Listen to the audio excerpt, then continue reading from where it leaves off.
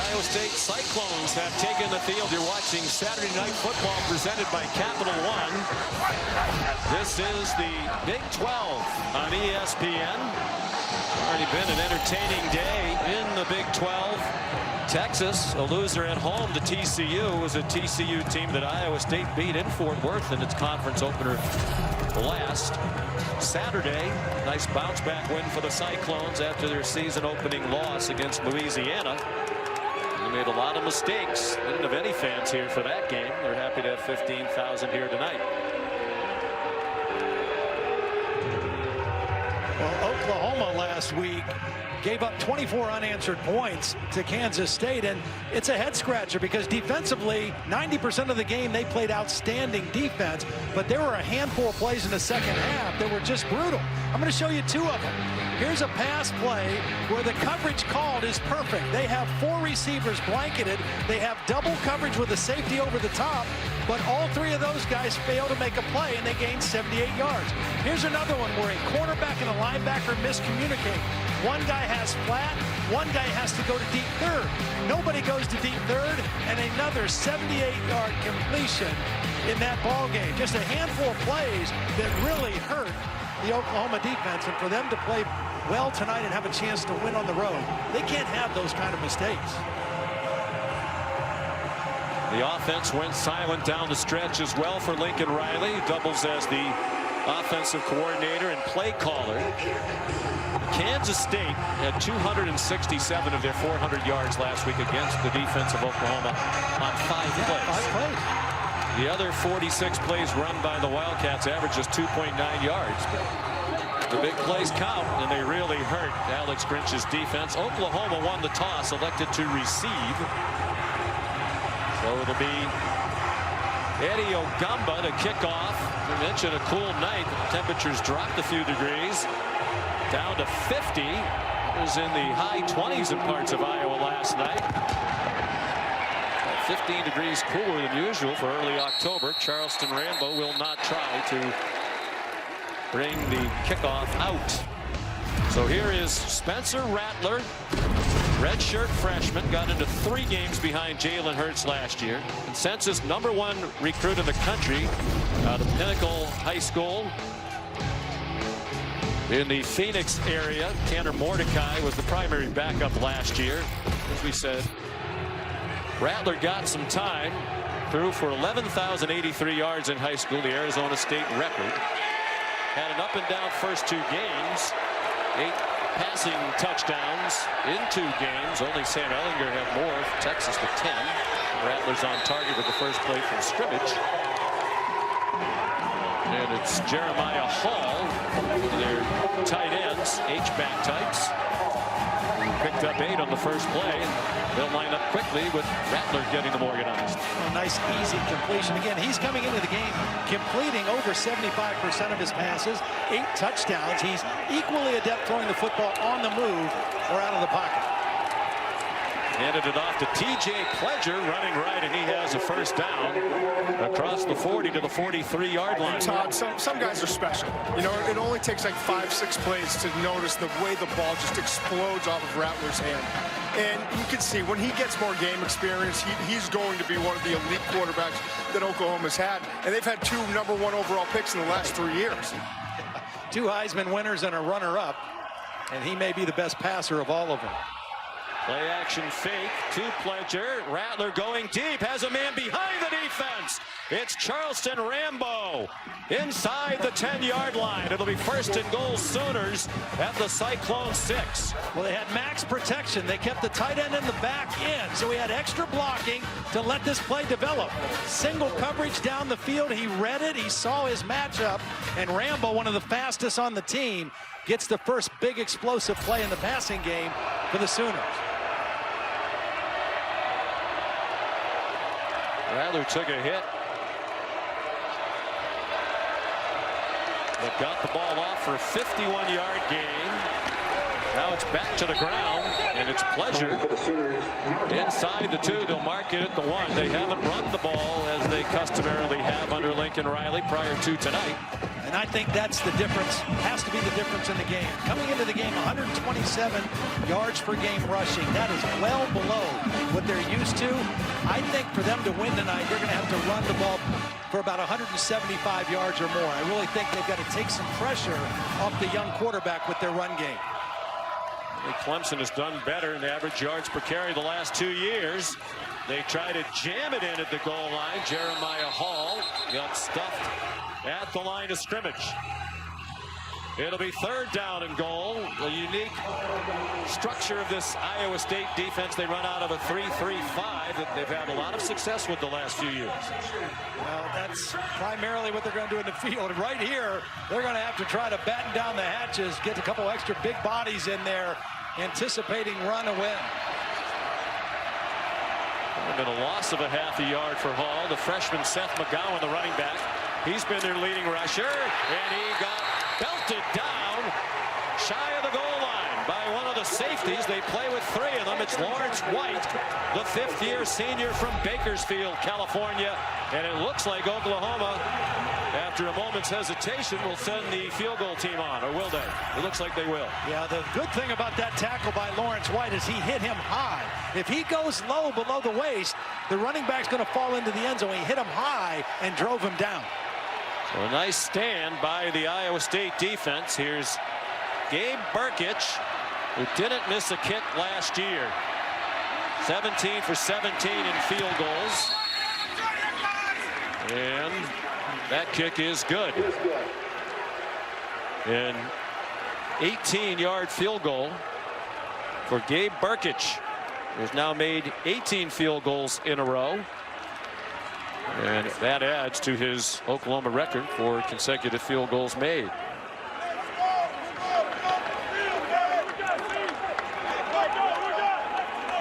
Lincoln Riley's team's been playing without 3 players they had hoped to have from the start of the season, including Ronnie Perkins, outstanding defensive end. He was their sack leader last year, 2nd team all conference. He, Trajan Bridges, and Ramondre Stevenson were suspended right before their college football semifinal against LSU last season, reportedly for failing marijuana tests. It has been reported by a couple of outlets tonight, first by The Athletic, that Perkins' appeal, supposed to be a 6-game suspension, this would be the 4th tonight, is going to be shortened by the NCAA, and it's possible he could play next week against Texas. I talked to high-ranking Oklahoma officials, said that is not 100% correct yet, but they are hopeful that that will be the case. It's not official yet. There's another hurdle to go over, but they're optimistic. That kickoff by Gabe Burkich will be a touchback, and Perkins's circumstances, we are told, different from Bridges and Stevenson. Oklahoma does not expect either one of those two back next week, but they could have Perkins back, Molly. Yeah, I spoke with Lincoln Riley before the game. He wouldn't confirm nor deny that Perkins' appeal was approved, just that he was approved to travel. And I asked if Perkins would play tonight or when he would play, and Riley said, I don't know, we're hopeful, but we're waiting to find out. As you can see, Perkins not suited up tonight, though. I would guess, based on the vibe I got from the Oklahoma officials I spoke with, he will play next week, but they said it's not 100% confirmed yet. So here are the Cyclones on offense. After the defense stood up at the goal line and held the Sooners to 3. And there's Breece Hall, the leading rusher in the Big 12 through 2 games. And there's Brock Purdy at a record-setting season last year. Passing yardage mark, passing touchdowns, and a single season Cyclone record with 6 300-yard passing games. Very competitive kid, and he can make plays with his feet as well as his arm. Junior from Gilbert, Arizona. He's on target, and that'll be a first down for Iowa State. The completion to Xavier Hutchinson. Fittingly, Xavier is the ex-receiver, newcomer out of Blinn Junior College. Purdy making his 26th career start. 15-9 as the signal caller for the Cyclones. Nick Benito took down Breece Hall.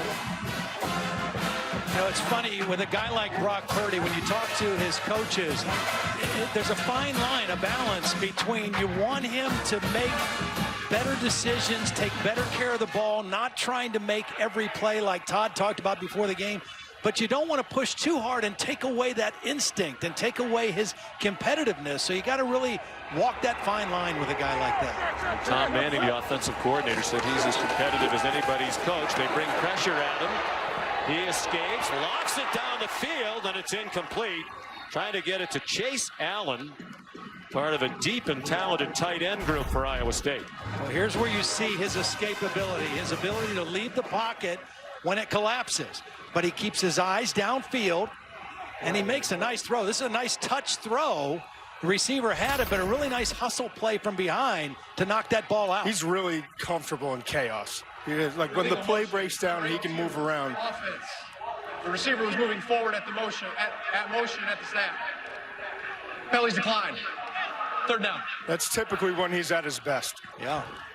Well, third down, you wonder why would Oklahoma refuse the penalty? It's 3rd and 10, and so far this year they have been phenomenal on third down. Only 9% conversions their opponents have had. So this kind of plays right into the best thing that Oklahoma has been doing on defense so far this season. Well, they held K-State last week to 2 for 11. Missouri State 0 for 11.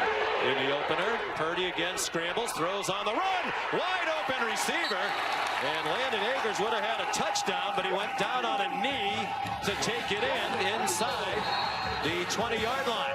Well, the reason this play works is because of the ability of the quarterback to leave the pocket. If you take a look, Landon Akers is going to run all the way across the field. He's not a primary receiver, but because Purdy was able to extend the play, nobody ran with Akers to the opposite sideline, and the quarterback's able to hit him with the football. They marked him down at the 23. It's a 35-yard gain. Nick Benito, the injured player for Oklahoma.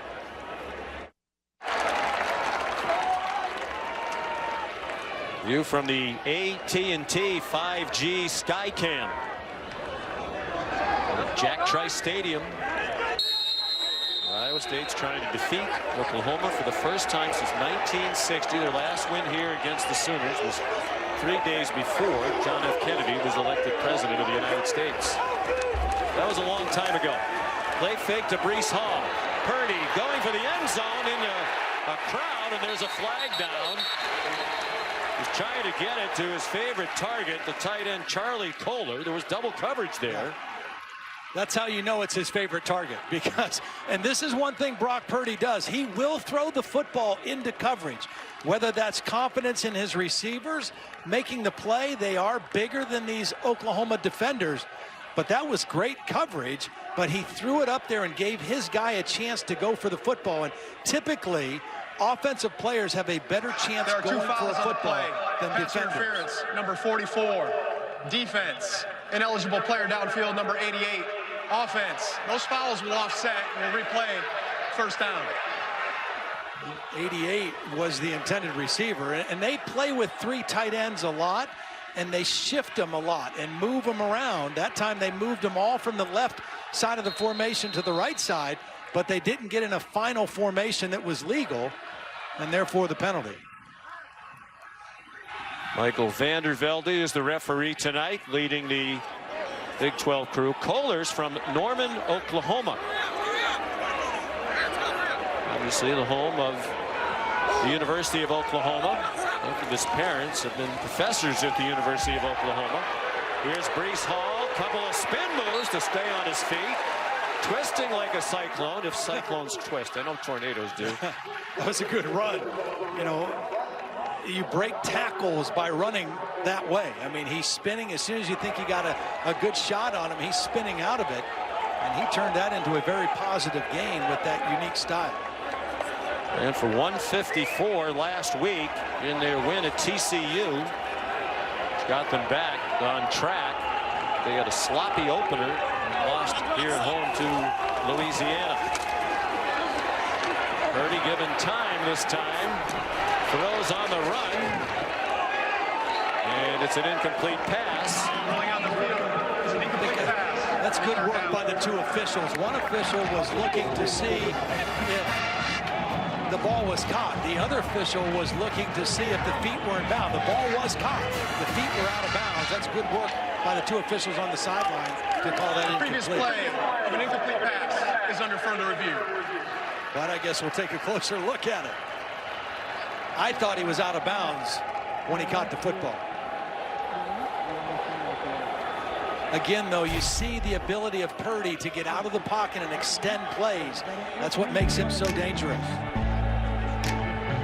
We'll have the verdict from the replay official, Jeff Hansen, when we come back to Ames, Iowa.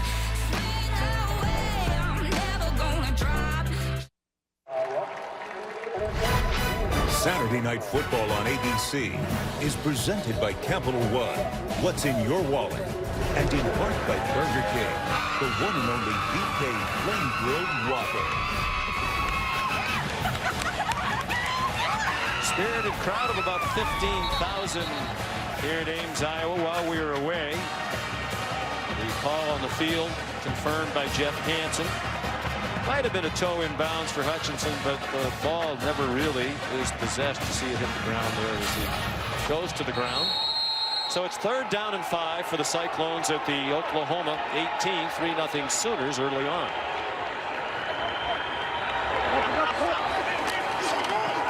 Purdy running out of time, tries to zing one for Charlie Kohler and was broken up by the veteran safety, Pat Fields Jr. from Tulsa.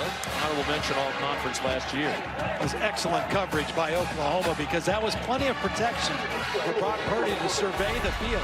He started by reading left. He came back to the other side of the field, and there was nobody open. That was tight coverage everywhere. A little bit of maybe a hold that Fields got away with on the tight end, but good coverage nonetheless. Connor Asali, 5th-year senior, Naperville, Illinois. 3rd year as their place kicker. This is from 35 to tie it, and it is good.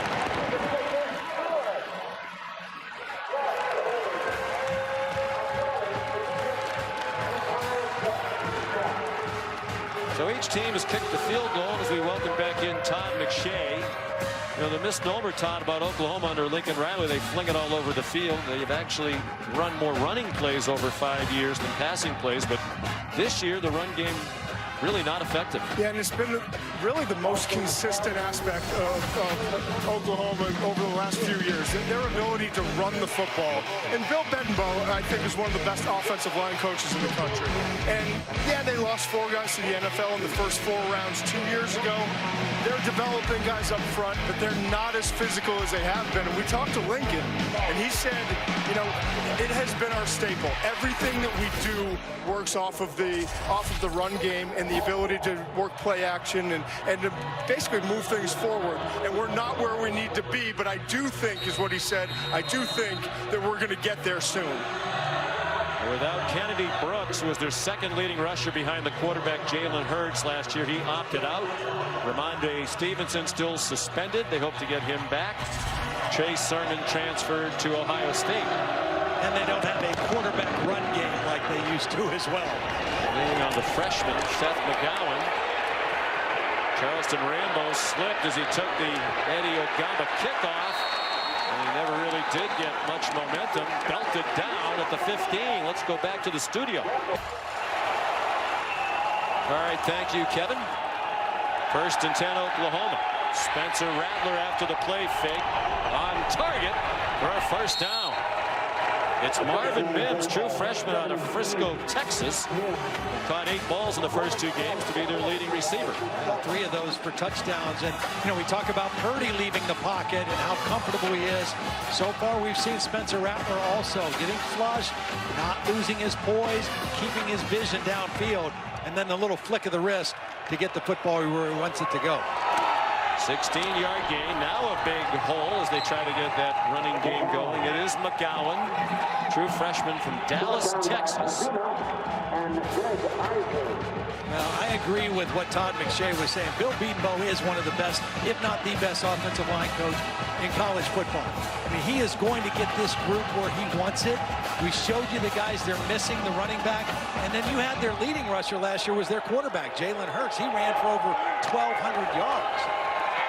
It's a different offense right now. Shovel pass and plenty of room for Seth McGowan. Inside the 35 and chopped down by Greg Eisworth, the safety. Big gainer for Oklahoma. That's 35 yards. This is a neat little shovel pass because they fake it first. They fake it and then shovel to the same guy they faked to. And a nice job getting down the field. Tyrese Robinson, number 52, the guard, down there leading the way. You always can count on Lincoln Riley to have a couple little quirky kind of plays.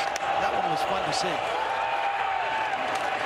Another play fake by Spencer Rattler. He's on target. Out wide again to Marvin Mims. And he's out of bounds near another first down. Looks like he has it at the Cyclones 20.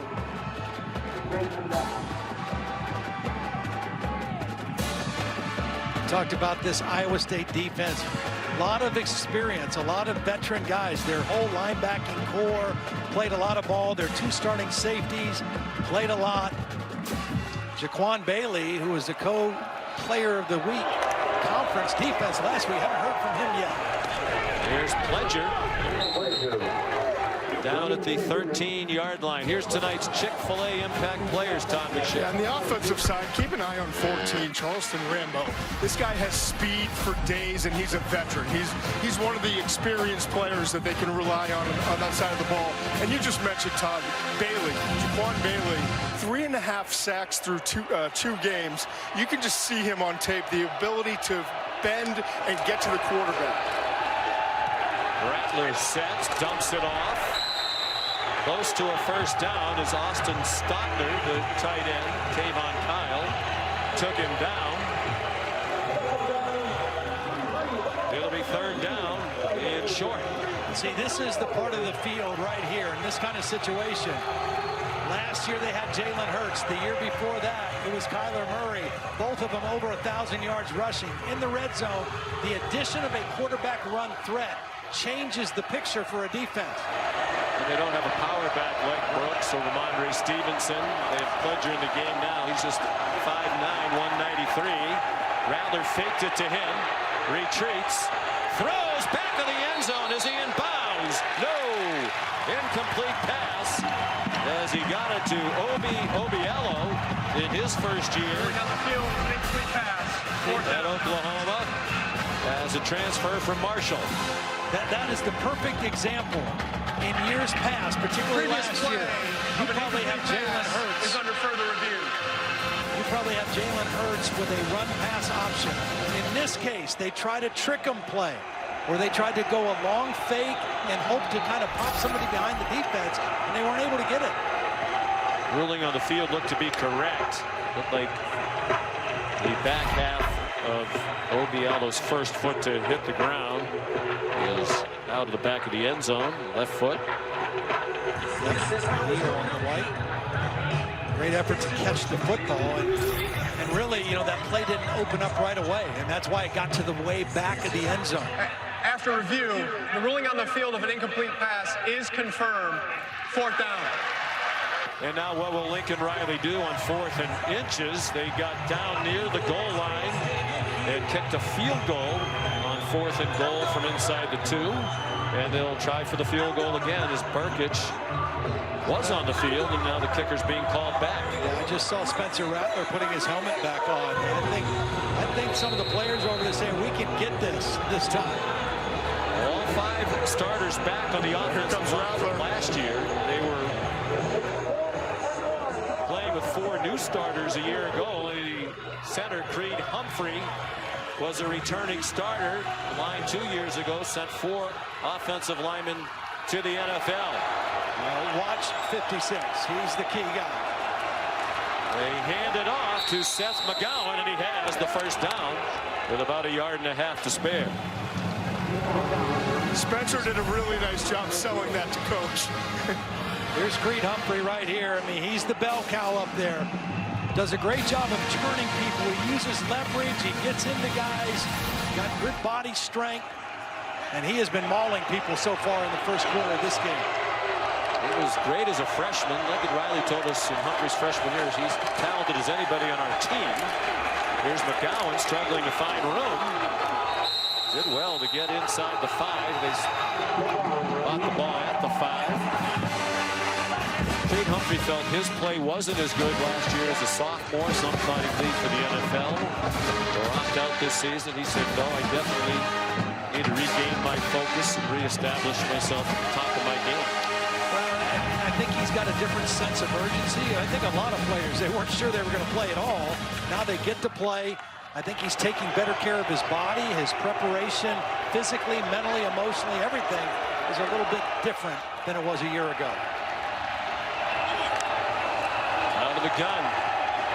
Rattler running out of time, steps through the crowd, goes up and into the end zone for a touchdown.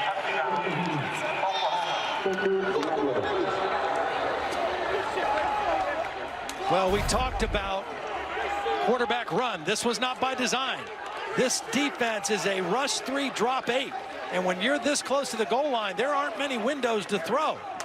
And Spencer Rattler saw that and made a great decision when he saw some opening to get that ball to the end zone. View of it from the progressive pylon camera. His first career rushing touchdown. The extra point up and good by Burkich.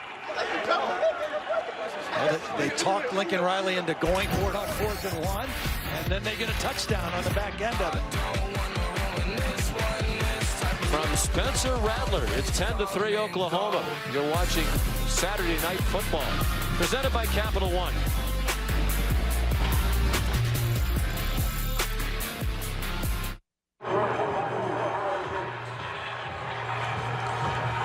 Friends, as a reminder, you can watch tonight's game in 4K on DirecTV, Optimum, and Xfinity as part of the Samsung QLED 4K Game of the Week.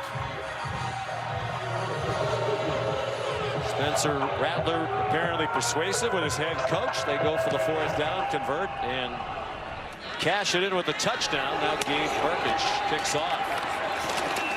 Today in Wangu. Good kickoff return man. Skipper's out of bounds. The last 2 weeks, Green Bay off to a 3-0 start for the 2nd year in a row. They haven't done that since the mid-60s. Brock Purdy is the quarterback. Breece Hall, the running back, on his right hip. Quick throw, caught, nice move after the catch. Charlie Kohler, the All-American last year and academic All-American, all the way out to the 49-yard line. You called it the great move. Watch how he feels where the defender is. That's Radley Hiles to his inside, and he just instinctively spun back and added about 12 more yards to that catch because of his instincts. 700 receiving yards last year. He's on the watch list for the John Mackey Award as the best tight end in the country. Quick pitch out wide to Breece Hall, and he's chopped down after a gain of 2. Brendan Radley Hiles up from his safety spot.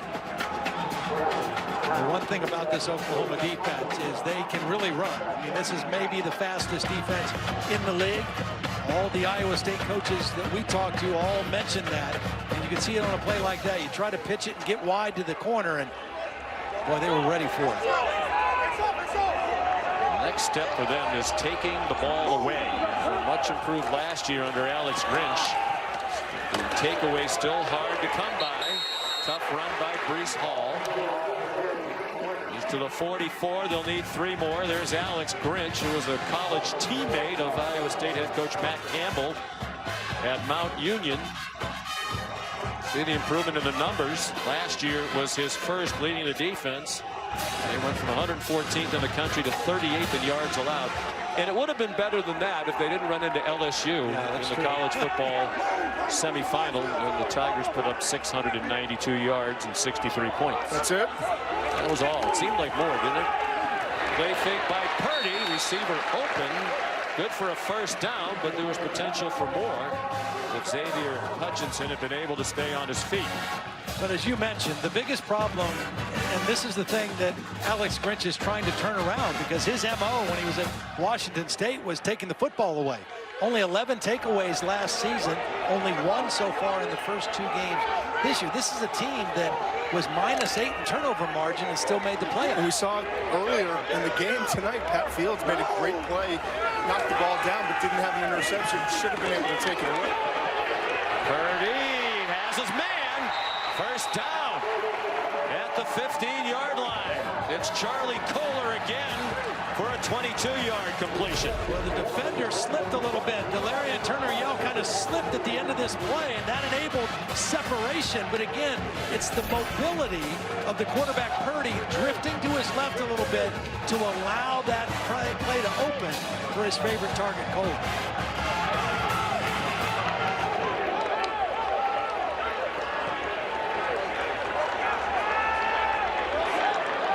Iowa State on the move again with a minute to go in the first quarter. Trailing 10-3. Hall dragged down behind the line of scrimmage by Deshaun White, who's taken over at middle linebacker for Kenneth Murray, who was a standout in the middle of that defense last year and was a first-round pick of the Los Angeles Chargers, number 23 overall. Yeah, this is good, solid defense, good run fits. Everybody where they're supposed to be. Deshaun White is the guy that made the tackle. The guy next to him, Brian Asamoah, is the guy that forced the play. He got into the backfield and forced that thing to bounce. Loss of a yard.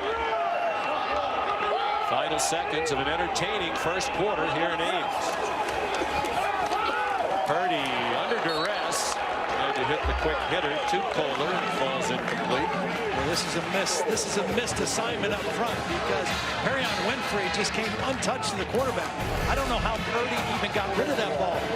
He got the right guard here, number 55. It looks like he whiffs on this time. He steps inside. Nobody takes that defensive tackle, and Purdy very lucky to even get rid of that football. Darrell Simmons playing guard tonight. Redshirt freshman. They're without Trevor Downing. Honorable mention.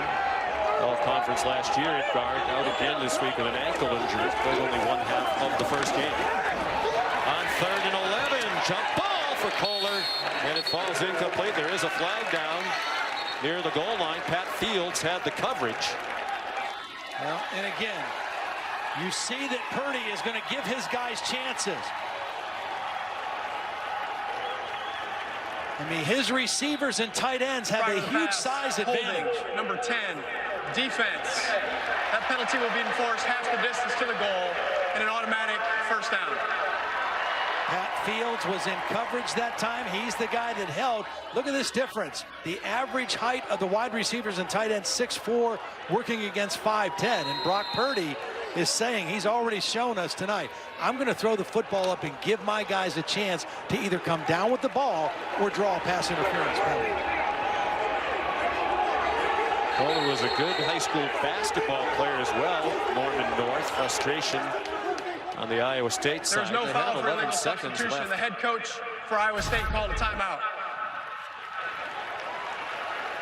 This is the end of the play. Pat Fields going up to make a nice attempt to make a play. He actually makes a good play on the ball. The holding occurred before that. The view was from the progressive pylon camera. The penalty was not pass interference. It was holding on Pat Fields. It happened earlier in the route as Kohler was trying to come out of the break. It's such a treat to have your best route runner and the most reliable guy that you have in terms of pass catchers be 6'6", 257 pounds. You watch, right here is where the penalty is. There's the grab on Kohler, and then Pat Fields makes a nice play on the football. Kohler does use his body like a basketball player, sometimes he blocking out. He played at Norman North, and one of his teammates was Trey Young, who went on to star at Oklahoma, now with the Atlanta Hawks. He's a pretty good guy to play with. Grew up big Sooner fans. We mentioned both his parents worked at the University of Oklahoma. Wanted an offer, didn't get one. Perrion Winfrey dumping Breece Hall at the 9-yard line on the last play of the first quarter. Oklahoma leads, but Iowa State is on the move. ESPN's presentation of college football on ABC will return after this message and a word from our ABC stations.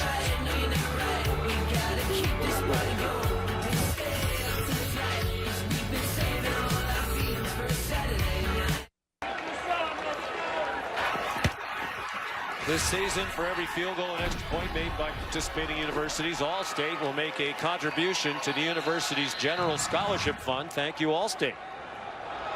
First play of the second quarter here in Ames, Iowa. Oklahoma leading 10-3. Iowa State has it second and goal from the 9. Brock Purdy, the quarterback, throws for the back corner of the end zone, incomplete. Intended for Joe Skates, who was defended by Brendan Radley Hiles. Good coverage by Radley Hiles that time. Really nowhere to put the football. A lot of shifting and movement by this Oklahoma defensive front. I thought they might get caught in the middle of a move there, but they were able to gather themselves, get a little pressure, and then good coverage downfield. Matt Campbell, job he has done here at Iowa State. Trying to take that next step, win a conference championship. They've won only 2 in the history of the program. Good twisting up front leads to pressure and a throwaway by Brock Purdy, who has never turned the ball over in the red zone. He's been prone to the big mistake from time to time, including last week at TCU, but not when they get in the red zone. Well, Benito got the quick pressure. He came on the inside move. We saw him leave the field a couple possessions ago. Good to see him back out there. And that pressure forced Purdy to leave the pocket and throw the ball away. Now Connor Asali in here as a walk-on. He's had a terrific career, now on scholarship. 3rd year as their starting kicker. And that one is good. There is a flag down. It's going to be offsides, I think, on Oklahoma. It's 4th and goal from the 9, so I would think Matt Campbell would take the field goal. Yeah, I don't think you want to take points off the board here. Field goal is good.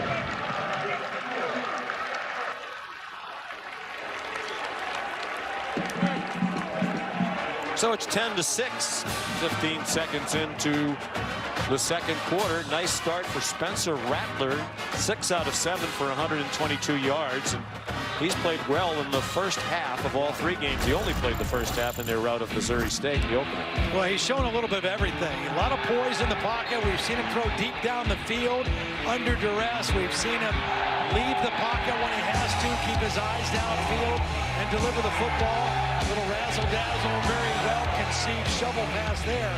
And then we saw him run for the touchdown. Everything covered, that drop 8 defense, a great decision, and some courage at the end of that play to get the ball in the end zone for the Oklahoma touchdown. Yeah, we know Spencer Rattler lobbied to go for it on 4th and 1 during that last drive. After scoring the touchdown, he came to the sideline, cool as a cucumber, smiling at teammates, saying, "I knew we'd score." Now, this isn't the confidence of a freshman. He commands the sidelines, and he absolutely oozes confidence, guys. Lincoln Riley said he has great inner belief, which is important for a quarterback. He has it. Short kickoff by Eddie Ogamba. TJ Pledger across the 30. They'll mark it at the 33, and now the officials hurry in to separate a couple of the combatants. Sometimes as a coach, you want your quarterback to come over and say, no, we got to go. We got to go for it. And that's exactly what happened. And Molly told the story, but that's exactly what Spencer did. He walked over and said, we got to go for this. We can get it, coach. Paid it off, that's for sure. Saw the first half numbers. Been tremendous in all 3 games. In fact, last week against K-State, in the first half, it was 17 out of 19. The problem, the 2 incompletions were both interceptions. Threw 3 picks in that game to go with 4 touchdowns. Scrambling around for a long time, now takes off up the field and slides down. That's a penalty. It right sure there. is, and every official within range threw the flag. It's Flag Day here in Ames. Yeah, that's a good call. I mean, first of all, it was really a good move by Spencer Rattler to elude the pressure and get into a positive game. Personal foul, late hit, number 43. Defense, 15 yards will be added to the end of the run. Automatic first down. It's Deshaun Davis, a backup linebacker, and a clear penalty. He's in his first year here at Iowa, out of Iowa Western Community College, where he redshirted last year. Good coverage. Again, this defense is hard to throw on when they drop 8 defenders, and that was a good decision by Spencer Rattler. Slipping as he tried to turn the corner, T.J. Pledger lost a yard.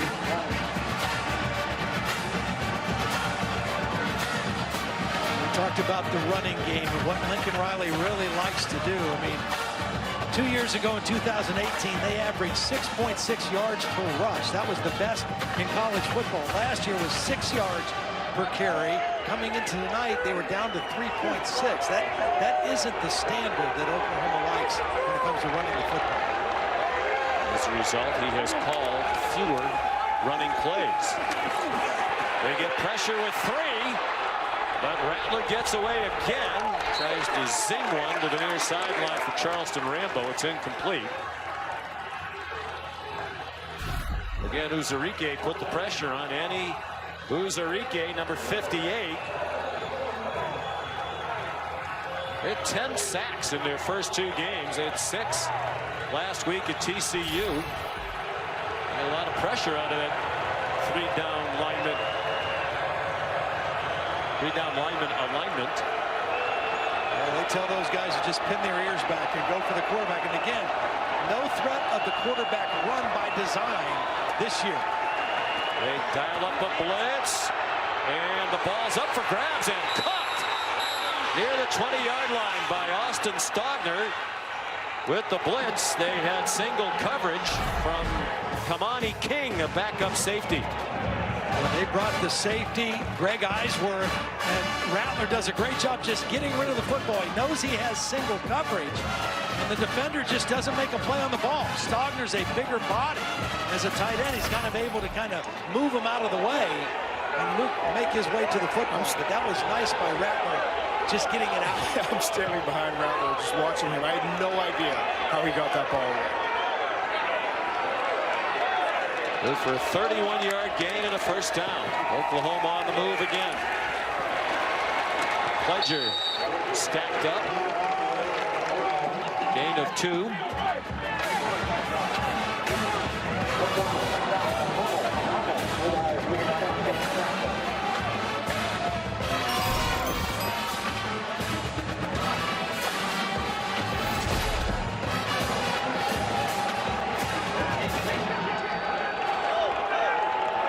Seth McGowan, the running back now.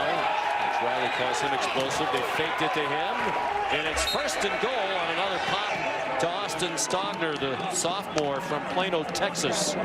This is really a good play design because they fake the counter, which they run a lot. You see a guard and a tackle both pulling. That says run to linebackers. They step up, you throw it right behind them to a big target Stogner. He's had a nice series on this possession.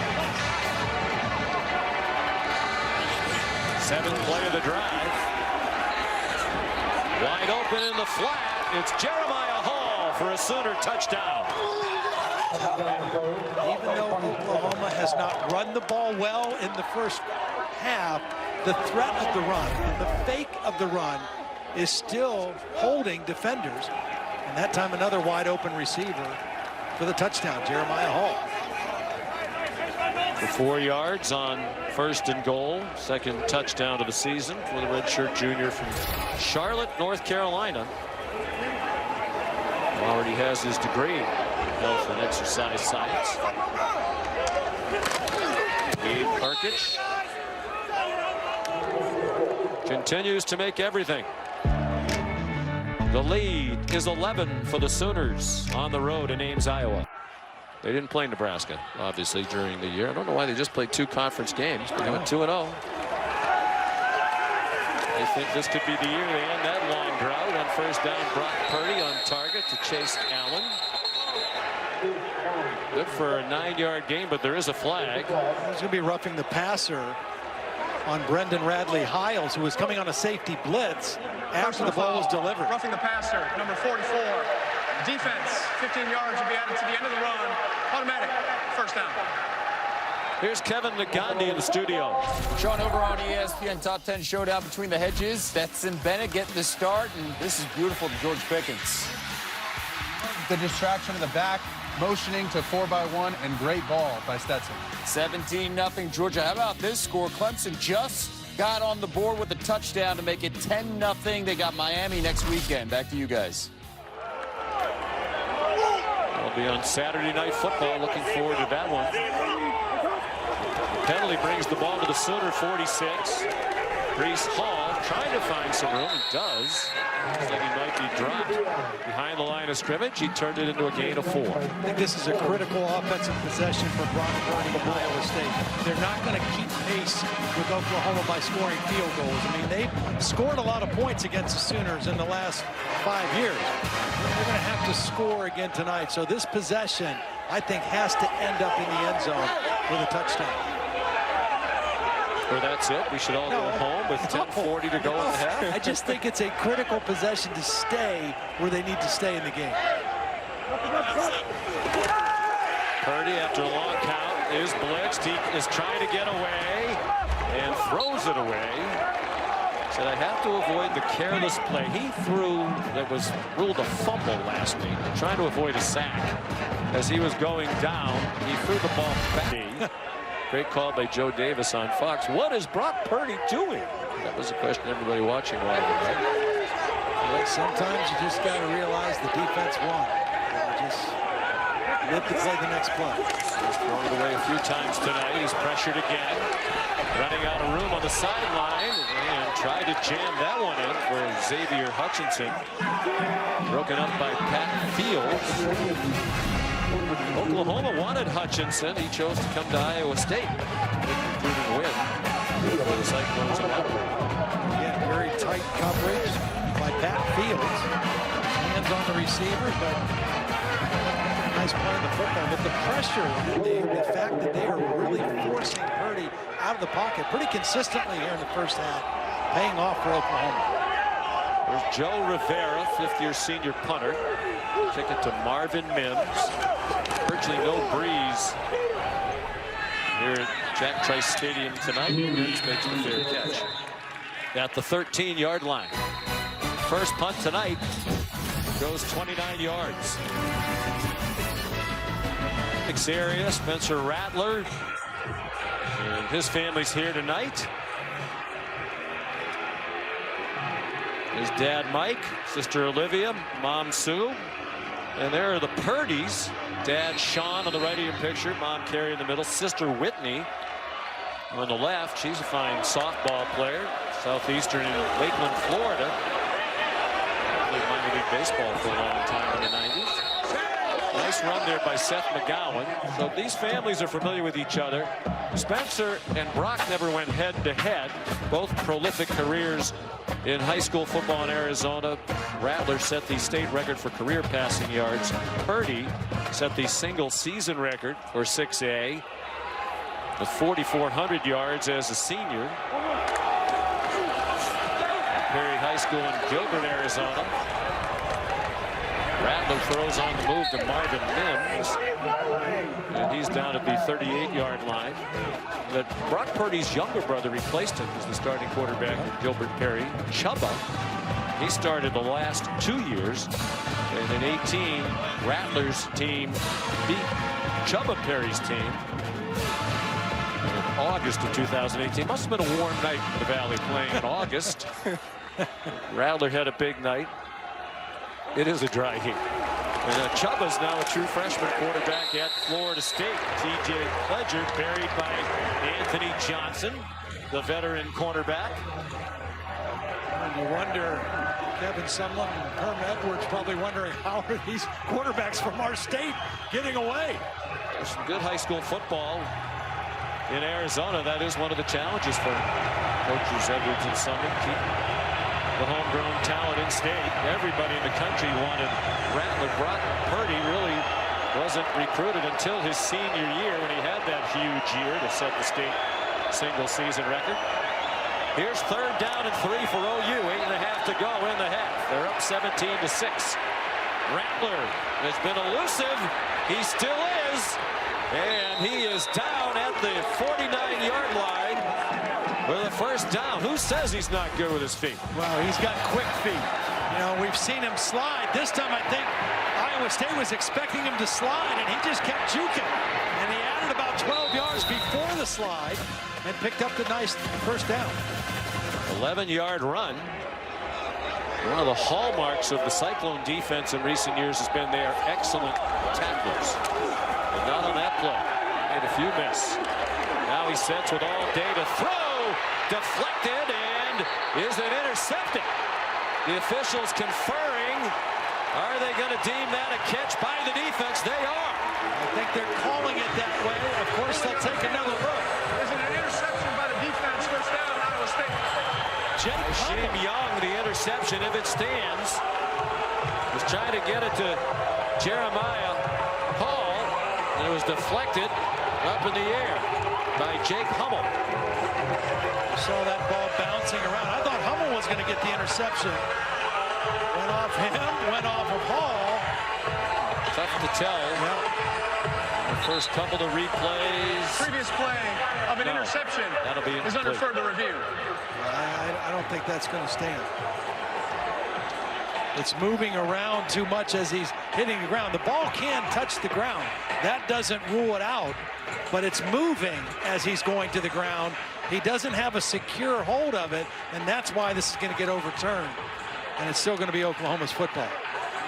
We have our referee, Matt Austin, with us tonight from his home in Charlotte. We're trying to rest his vocal cords because he was on this afternoon, at least one game that I watched, the Florida-South Carolina game. And I'm told if he doesn't speak, we don't have to pay him. With an eye toward Disney stock, we're going to try to box him out as much as we can. Tonight, Matt Campbell hoping for the ruling, but I would imagine Jeff Hansen in the booth, who's done a nice job already tonight, will overturn this. Well, Spencer Rattler had... Oh, go ahead. Oh, here he is. No, I'm sorry. Right, yeah, Sean, I agree with you and Todd. So, sorry. Yeah, he definitely got his hand under the ball, but as he tried to gather it in, it rolled up in front of his hands and up towards his face. So this is definitely going to be incomplete. Yeah. How were you this afternoon, Matt? How would you rate your own performance? I thought you were excellent. Well, I appreciate that. Thank you very much. After reviewing the play, the ruling on the field is an incomplete pass. Second down and 10 at the 47.5-yard line. Last week, Spencer Rattler threw 3 interceptions against Kansas State. 2 of them were off of deflected balls like this one was. They got the call right. That wasn't an interception. But Spencer Rattler was pretty lucky getting away with that. Lincoln Riley said last week about 90% of his plays were excellent. He said it was really like our team. I felt like we dominated Kansas State for a lot of the game, did a lot of good things.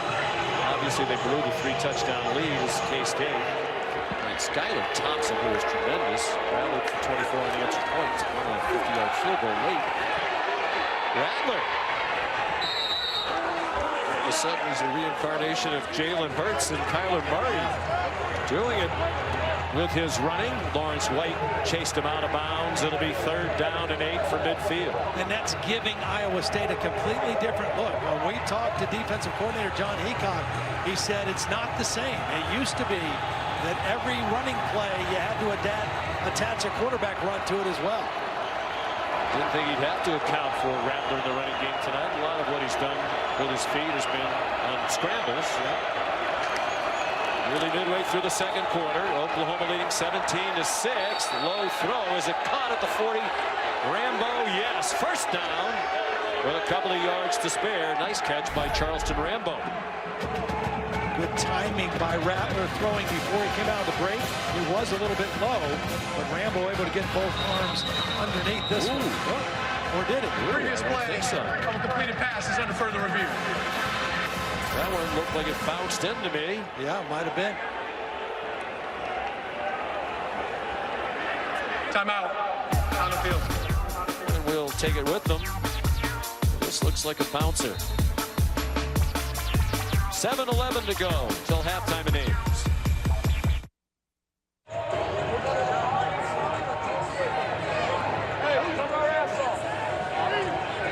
After reviewing the play, the ruling on the field is an incomplete pass. The ball will be placed at the 50-yard line. It'll be 4th down and 7. Game clock operator, please reset the game clock at 7 minutes, 43 seconds. There's Reeves Munch on a punt for the first time tonight for Oklahoma.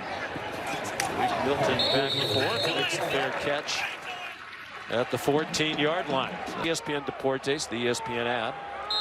Interestingly, it's the first time that LeBron James's team has been ahead 2 games to none in an NBA Final Series. On first down, Brock Purdy on target. Tariq Milton turns and has plenty of running room. He's across midfield and run down in OU territory. They're going to mark him down at the 43-yard line. Well, short completion and one poor tackle attempt by Brendan Radley-Hiles, and the next thing you know, you've got a huge play. It's man coverage, there's the catch, there's the missed tackle, and a lot of green grass, and excellent blocking by Hutchinson down the field, the other receiver. 42-yard play, 37 of that after the catch for Tariq Milton. Pass. Yep, that was a backward pass. Dylan Sainer fires, and that one is caught by Chase Allen. One tight end to another. And a nice play call and a good time by Tom Manning. Back-to-back big plays for the Cyclones. Dylan Sainer was a baseball pitcher in high school and supposedly could throw 90 miles per hour. Didn't need to throw that one that hard, but he got it. Wow, Jeff Hansen busy in the replay booth tonight. Chase Allen arguing that it was a clean catch. Extends for it. Now see, that's a case where the ball can touch the ground, but it looks like he has a secure catch. I think this one will stand as a completion. I agree with you. Tremendous effort by Chase Allen.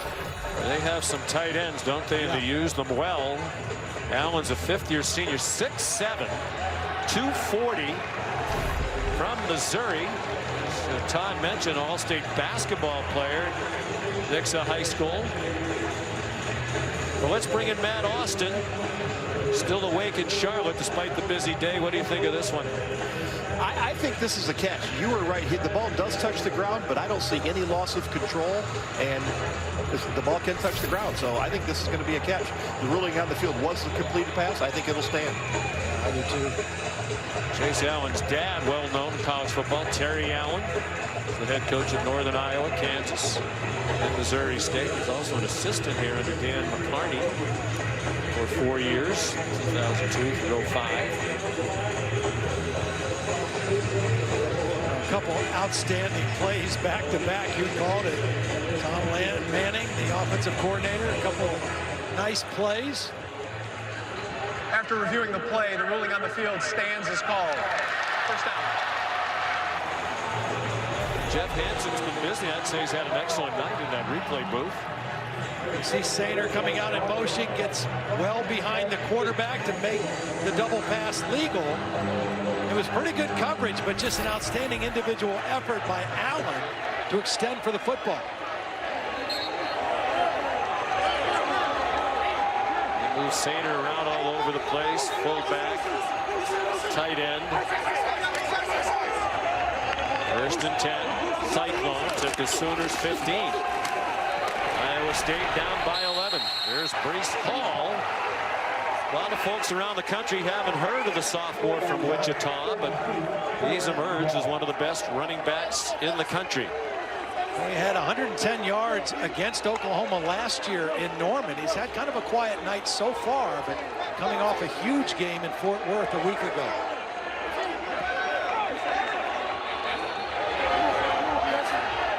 Leading the Big 12 in rushing coming in. Saw leading the country among those who had played at least 2 games. They toss it out to him again. He's very near the first down. Came up about a yard short at the 6-yard line. Here's a big 3rd down and 1 for Matt Campbell and the OC Tom Manning. Well, you've got a mobile quarterback if you want to put it in Brock Purdy's hands, but you've got a tailback that's been pretty reliable and doesn't let go of the football. I think you give it to Breece Hall here. Now you don't have to. Assuming that's on Perrion Winfrey, and everybody here in Ames thinks that it is.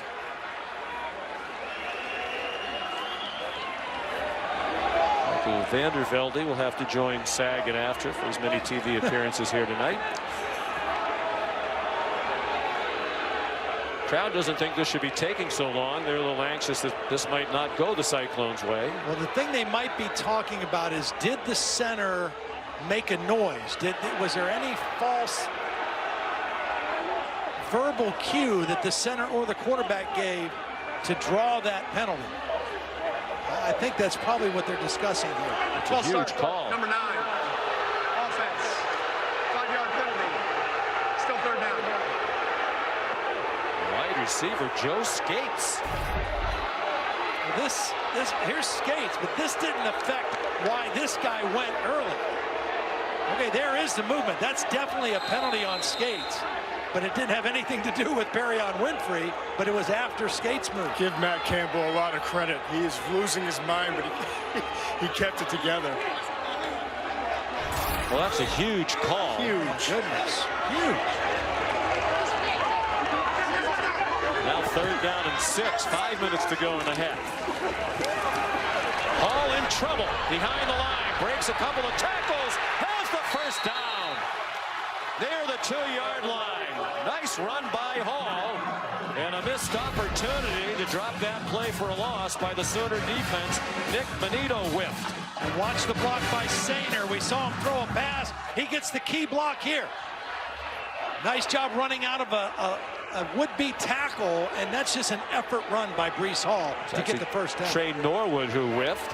Number 13. What a huge conversion after that costly penalty.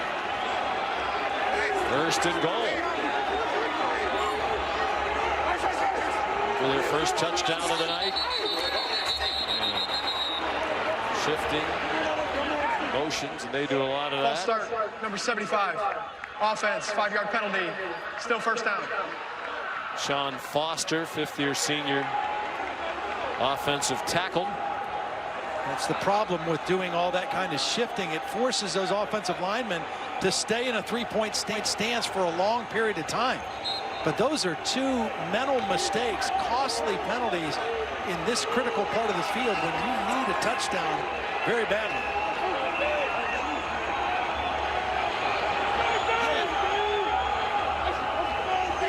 Back at the 8-yard line. 1st and goal. Purdy. Play fake. Throws it up for grabs. Flag down. It was batted away. Brendan Radley-Hiles looking at the official as if he cannot believe there was a flag. It was intended for Sean Shaw. No, there was definitely pass interference. Brendan Radley-Hiles just ran right through the receiver. Defense. The ball be placed at the 2-yard line. He's all over him. He climbed up his back. First down. I mean, that's an easy call. No doubt.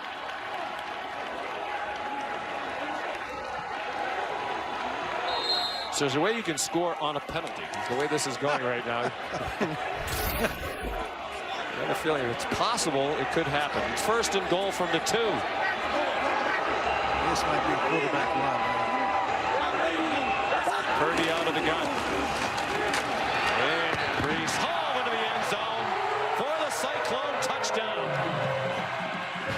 His 5th rushing touchdown in just 3 games this season. Beautiful job by Derek Schweiger, the left guard. Starting on that side tonight.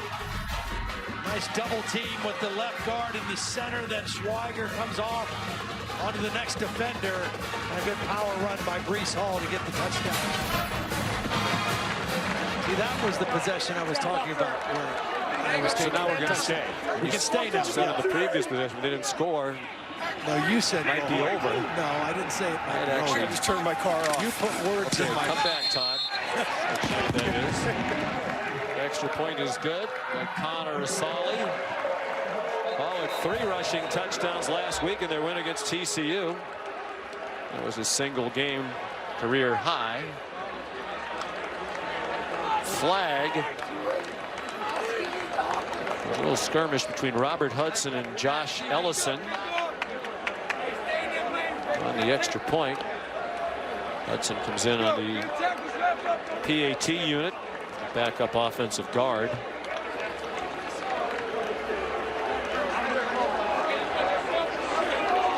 After the play is over. Personal foul, unnecessary roughness, number 77 of the kicking team. That 15-yard penalty will be assessed on the succeeding kickoff. Timeout on the field.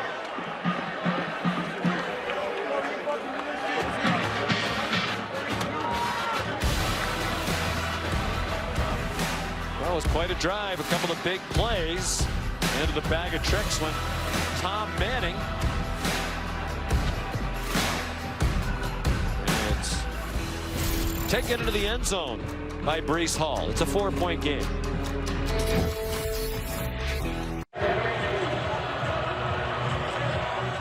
Breece Hall, the touchdown for Iowa State. It's a 4-point Oklahoma lead with 3:53 to go till halftime. Sean McDonough with Todd Blackledge here in the booth. Todd McShay, Molly McGrath on the sidelines. Our producer Josh Hoffman and our director Scott Johnson. And our outstanding crew. Delighted to have you with us on a chilly night here in Ames, Iowa, about 35 miles north of the state capital in Des Moines. Eddie Ogamba after the penalty. Should be great field position here for Oklahoma. Charleston Rambo almost to midfield.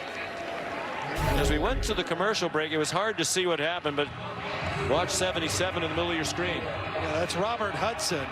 You're going to see him get double teamed and just taken to his back.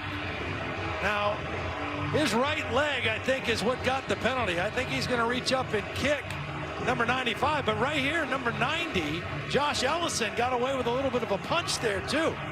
It could have been personal foul on both players. That was a huge penalty against Iowa State because of where it forced the kickoff to become from. And now here's Oklahoma on the 50-yard line. Good kicking. Right, it looked like there was a swing by Josh Ellison as well, but unpunished. Seth McGowan on 1st and 10 from midfield takes them to the Iowa State 46. Aisheem Young made the tackle.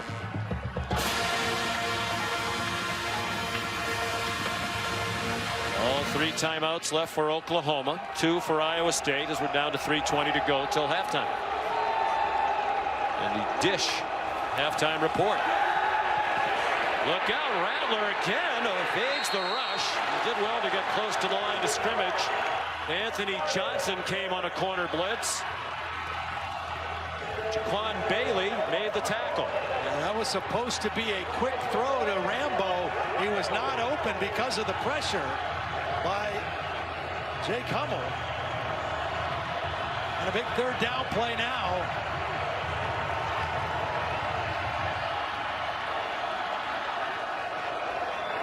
Third down and 6. Keep an eye on Bailey, number 3, coming off the edge. Leading sack man in school history. Well blocked on that play. Rattler with time to get it to T.J. Pledger for a 1st down to the 28-yard line of the Cyclones. Pledger was just a late guy coming out. He's going to come over here and just sit and then go out. Here's Bailey, the guy Todd McShay was talking about. They handle him pretty good. Adrian Ely blocking on him, but you see the late release by Pledger as an outlet receiver for Spencer Rattler, and they get the 1st down. Adrian Ely primarily a right tackle last year. Played either tackle and has. Pledger with a flag down. That's about 9. There's a flag back behind the line of scrimmage. Mike Rose and Jake Hummel, a couple of linebackers, made the tackle. Well, this time I think they're going to get Ely for Personal a hold. foul. Face mask, number 59. Offense, 15 yards from the previous spot. Replay, 1st down. That time he was working on Will McDonald, who's also off to a pretty good start rushing the passer for this Iowa State defense. Ely definitely got a hold of the face mask on that pass protection attempt.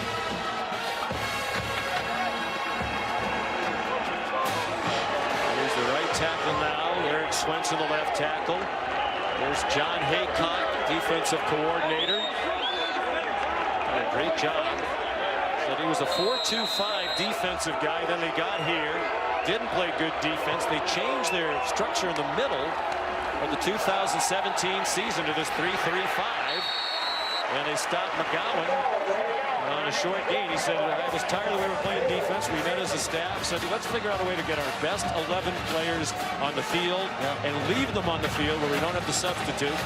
So they went to this setup, and boy, has it worked well. They've been in the top 3 in defense each of the last 3 years in conference. And people all over the country have come to talk to him, to watch, to learn, to try to emulate that defense. He brings pressure, and it's dumped off. Jaquan Bailey takes down Seth McGowan. Well-timed blitz by Jake Hummel, number 35. Here he comes right here. He's off the line of scrimmage. He's going to slip right in here and force the dump off to McGowan. And then a good sure tackle in open field. When you talk about the 3-3-5, Todd, when they line up so often, it looks like there's just green grass everywhere on the defensive side of the ball. That they close so quickly. They have a lot of speed on that defense.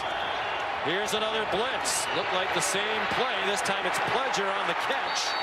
He's taken down from behind, well shy of the line to gain, and now a decision to make as we're under a half minute to go in the half, and it's 4th down. And Burkich, his career long is 50 yards. He made one from close to 60 in warm-ups. Going in this direction. That time John Haycock came with a corner blitz. It was Tavon Kyle who came off the corner to add a 4th rusher and force that dump off throw. Oklahoma has called their first charge timeout of the half. Please reset the game clock to 3 seconds.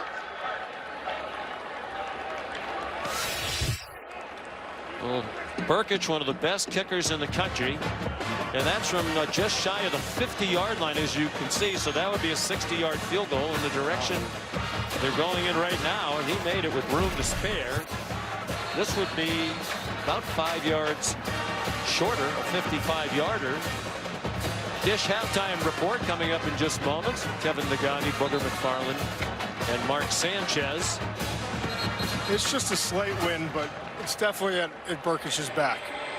Well, bear in mind, he's never missed a kick. Yeah. He was 17 for 17 in field goals last year and made all 52 PATs. He made his only PAT attempt in 2018.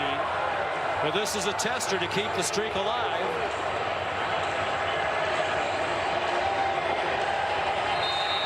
It'll be from 54, and very likely the last play of the half. And now timeout. Iowa State has called their second charge timeout of the half, 30 seconds in length. Can't take him to the locker room with you. Might as well use him if you can, Matt Campbell.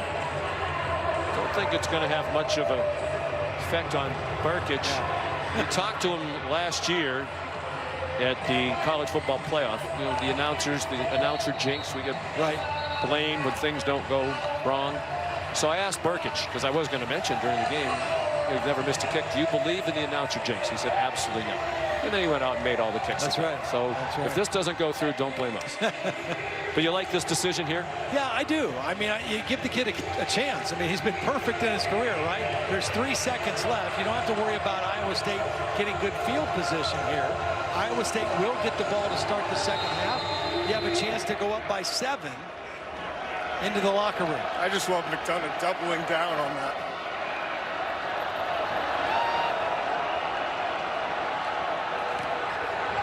Snap and hold are good, and that kick is no good. I blame Todd McShay and Todd Blackledge. So the streak is over. He had made 18 straight.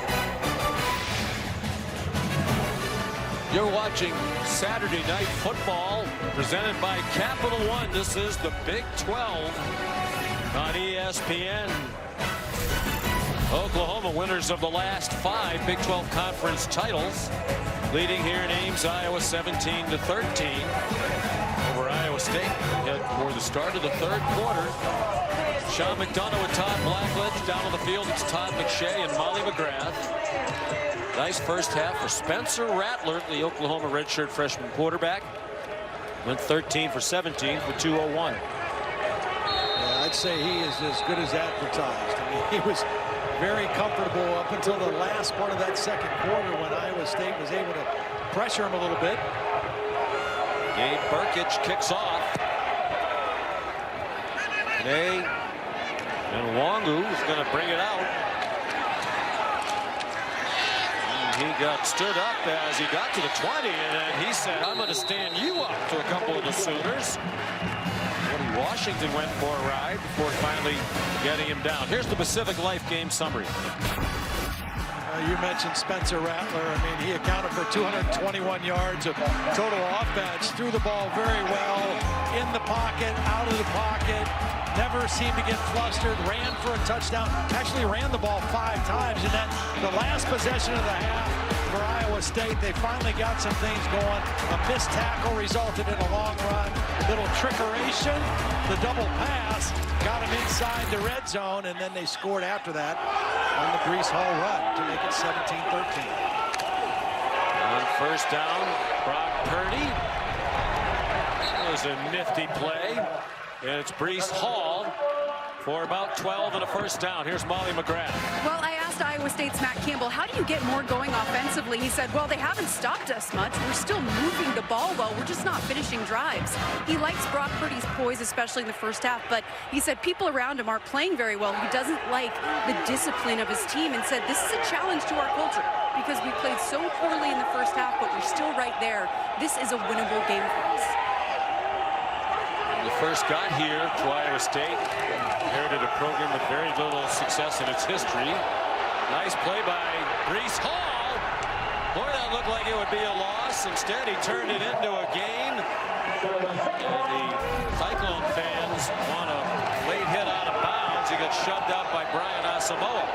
Well, first of all, Deshaun White had him dead to rights in the backfield and missed the tackle, and just an instinctive spin and go out the other way by Brees Hall. You're right, that should have been about a 4-yard loss had Deshaun White been able to make the tackle, but instead it's a first down.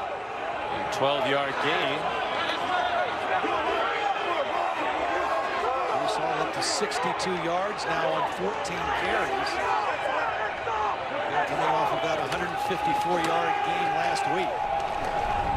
Here he comes again, running right. That's 4 more. They're into Sooner territory. Iowa State has not led in this game. Biggest lead is 17-6. It was interesting what Matt said to Molly, that this is a very winnable game, and it is.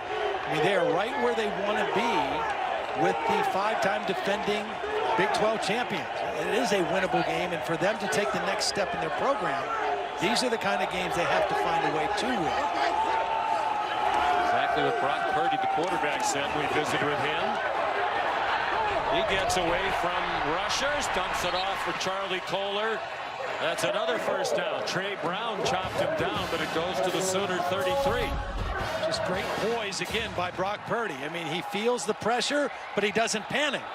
He moves, he drifts, he steps up, but he keeps his eyes downfield, and he's able to find his tight end, who he has so much faith in, for another first down. He's completely comfortable when things are a mess around him. Yeah, I liked how you described that earlier. He's comfortable in chaos, and he really is. He's 8 for 16 for 159. 3 of those balls completed to Charlie Kohler for 56 yards. Flag down, big hole. Kane and Wangu inside the 20, inside the 5, and down at the 3-yard line. But there is a flag along the near sideline, near the line of scrimmage. They're going to call false start, I think, or illegal motion. Illegal formation. More than 4 players in the backfield. Offense, 5-yard penalty. Still first down. Now, this is what Matt Campbell was talking about. I mean, the penalties like this, the lack of concentration, lining up wrong, the false start, some of those penalties that have really hurt their cause when they've been moving. See, they just got to get another guy in the backfield here. It's not a legal formation.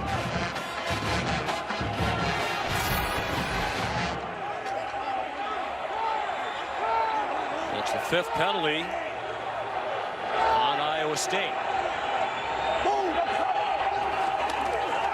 Back to the 38. Some late pressure from Asamoah was picked up, and the pass incomplete, but here come flags against Oklahoma's Trey Brown. Well, this is a great for Xavier Hutchinson, pardon me, Todd. Great job by Brees Hall. Watch him come Pass over and pick interference, up number the pressure. 6. Defense, 15-yard penalty, automatic, first down.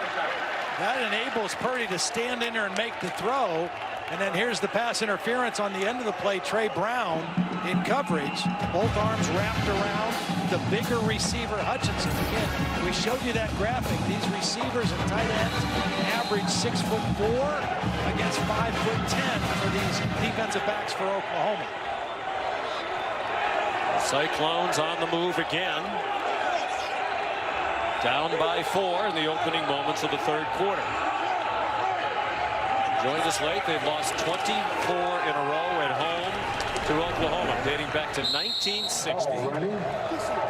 Brees Hall taken down by Josh Ellison after a gain of a yard or 2. There's the disparity in height you were talking about. Well, and what we've seen Brock Purdy do is he knows that, he's aware of that, and he has confidence in his guys going up and fighting for footballs. So he's going to throw the ball in places where you say, wow, that's good coverage, but he's trusting either his guy's going to come down with the ball or they're going to draw a pass interference or a holding penalty, and that's worked out for him so far.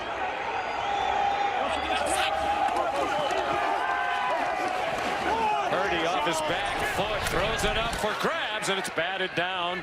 Try again to get it to Charlie Kohler, and it was Pat Fields who knocked it away.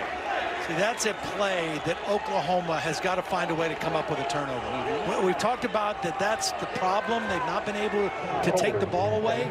That's a bad decision by Brock Purdy. He's forcing that one into double coverage, and they're in position to make an interception. Instead, they play volleyball and knock the ball down, and they don't get the pick. That's the 3rd time tonight for Fields. He's in position, does a great job in coverage, but just doesn't take the ball away. As the juniors played a lot, he's never had an interception. There hasn't been a turnover by either team in this game. 3rd down and 9, they're in field goal range. They'll hold off on sending the kicker on as they convert on the completion to Chase Allen. Here's what Chase Allen is going to see. He's going to come right off here, and he's going to see this middle linebacker run right back deep into Tampa 2 coverage. And as soon as he sees that middle void, he sits right in that area and turns his numbers to the quarterback. And that's a good throw and catch for the first down.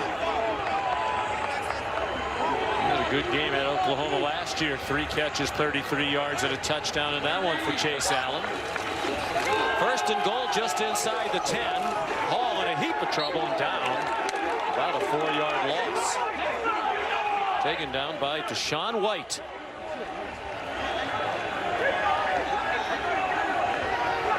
That was quite a push by LeRon Stokes, too, who's in there, number 96. I mean, he just pushed that offensive line back into the backfield, really disrupted the timing and the rhythm of that play. Perkins looking on, suspended, but there are reports he could play next week. His suspension might be shortened. Oklahoma officials wouldn't confirm that, but they're optimistic. There's still conversations to be had.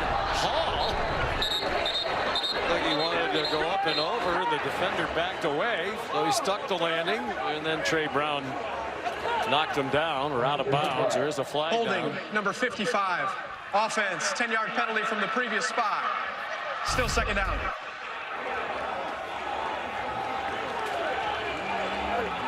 They both jumped. They met in midair, but the hold was definitely on Darrell Simmons, the right guard, number 55, that's going to bring this one back. And again, another costly penalty that takes away a positive game play for Iowa State. I just wonder how many penalties like that they can survive to stop themselves. Molly McGrath said Matt Campbell at the half not pleased with the discipline of his team. penalized 6 times. 2nd and goal from back beyond the 20. Purdy on the run, off the hands of his intended receiver, Landon Akers. Oklahoma's coaching staff calling for holding again. You know, when you have a quarterback like Purdy who leaves the pocket as often as he does, those linemen, they kind of get lost. They don't know where their quarterback is, and they instinctively reach and grab trying to protect because the defender knows where he's running to the quarterback. The offensive lineman doesn't know, is he in the pocket? Has he left the pocket? Where is he? That's why you see a lot of those holding penalties, and Oklahoma staff thought there was another one on back-to-back plays. Not lined up yet, and the play clock is down to 4. 2. Campbell called timeout.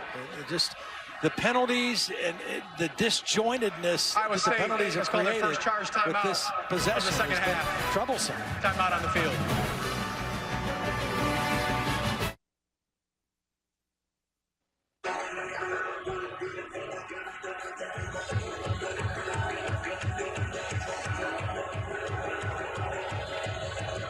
For 44. We're back in Ames, Iowa. 3rd down and goal for the Cyclones at the Oklahoma 24. Iowa State down by 4. They've hurt themselves with penalties on this drive. Brees Hall makes it an easier field goal try for Connor Asali. Marcus Stripling made the tackle. And they'll try to kick their 3rd field goal of the night for Matt Campbell to get within 1. After a 9-yard gain. This game has had a little different feel than the one a year ago. Big leads by Oklahoma 2 different times of 21 points. Both teams scoring in the 40s. Much better defense all the way around on both sides in this one. Very good kickers in this game. Asali's 2 for 2 tonight.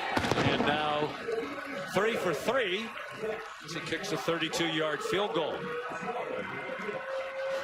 So they were down 17-6. They scored 10 unanswered points, and it's a 1-point game as we approach the midpoint of the 3rd quarter.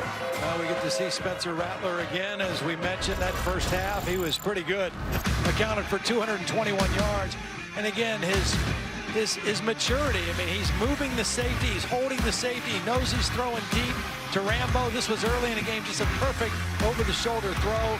Now watch him carry out the fake. He doesn't rush it. He holds the linebackers with the run fake and then zips it in with that quick release to Stogner. And then again, we've seen him use his feet. 5 carries, not by design, all scrambles, making people miss. He had the touchdown. He has really helped the offensive cause for Oklahoma by being a runner tonight, more so than he's done in his first 2 starts. Well, that's exactly what I talked to Lincoln Riley about. He said, you know, there have been missed opportunities, but Spencer Rattler's playing well, and his ability to run is opening things up for us. We need him to scramble when they drop 8, so he'll continue to do that. And Riley acknowledged they've gone into the locker room with the lead and lost it. So his message is, we have to play to our standard in the second half. We can't be comfortable with this lead, and he wants them to keep attacking, Sean. Molly will get the ball for the first time in the half. Now the kickoff brought back by Charleston Rambo. There is a flag down. Might be an offside against Iowa State because the flag is down where they kicked it off from. And if I'm Oklahoma, I'm going to make them kick it again because they're not kicking the ball very deep to begin with. Offside. Back them up another 5 yards. Kicking team. That 5-yard penalty will be added to the end of the run. First down, Oklahoma. And they have the choice of starting on the 21 or trying to return it again. Oklahoma has elected to re-kick the ball. It'll be a 5-yard penalty from the 35-yard line. I think this is a good decision by Lincoln Riley. Give your guy a chance. Again, they're not knocking the ball out of the end zone. Jack Peterson guilty of the offsides. Again, one of the hallmarks of Matt Campbell's team's discipline. He said when I first got here, when we weren't very good, it was about attitude and effort. He said now that we are good, it's about attitude and effort and precision. And they're lacking the precision tonight. And the penalties, I mean, they've got 7 penalties now for 60 yards compared to 5 for 59 yards for Oklahoma. And he and his coaching staff have to take the blame for the timeout they used a moment ago, because they took a long time, it seemed, getting the play call in, getting the people on the field they wanted for that play. He's done a terrific job. Still just 40 years old, an Ohio native, son of a coach. His dad, Rick, a long-time high school coach. And like many of us, grew up idolizing his dad. Idolized his high school coach at Perry High School in Ohio, Keith Wakefield. Also one of the all-time greats, Larry Karras, who was his head coach at Mount Union. Played college football. Rambo again.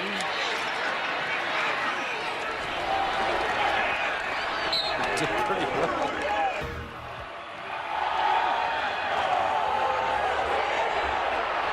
On first down, first play from scrimmage of this half. The dump down to Jeremiah Hall, who got dragged down, but he has a first down with a little bit to spare as he got to the 45. Here, you go back to that penalty, you say, well, it's an offsides and a kickoff. It's only 5 yards, but the reality is it was a 19-yard penalty because of the difference in the return. They start on the 35. One play later, they're almost to the 50-yard line. So great field position for the Sooners here early in the third quarter. Need to stay in attack mode with the lead. Seth McGowan weaves through the crowd, gets about 8. Mike Rose made the tackle. These have been frustrating penalties, too. Formation issues, offside on a kickoff. Like, you don't see that very often, especially from a Matt Campbell team. In his 5th year here. He went 3-9 his first year. On 24-17 since. Winning record, at least 7 wins each of the last 3 years. They've been to a bowl game each of the last 3 seasons. McGowan stays in the block. Rattler runs again. Wow. Fancy footwork. And now there's a flag down well into the play. He did get the first down with a yard or 2 to spare, and Orion Vance, the middle linebacker, made the tackle. I think they might call a blindside block on Seth McGowan. I think that's what we might have here. Holding, number 52. Yep. Offense, 10-yard penalty from the previous spot. Still second down. Tyrese Robinson, the guard, is who they're going to get here. Here's the hold right here. I thought they were going to get Seth McGowan right here on kind of a peel back block. Right there, but they didn't call that. They called the hold. There's the takedown by Tyrese Robinson, and really a foolish penalty because Rattler was well beyond him when he took him to the ground.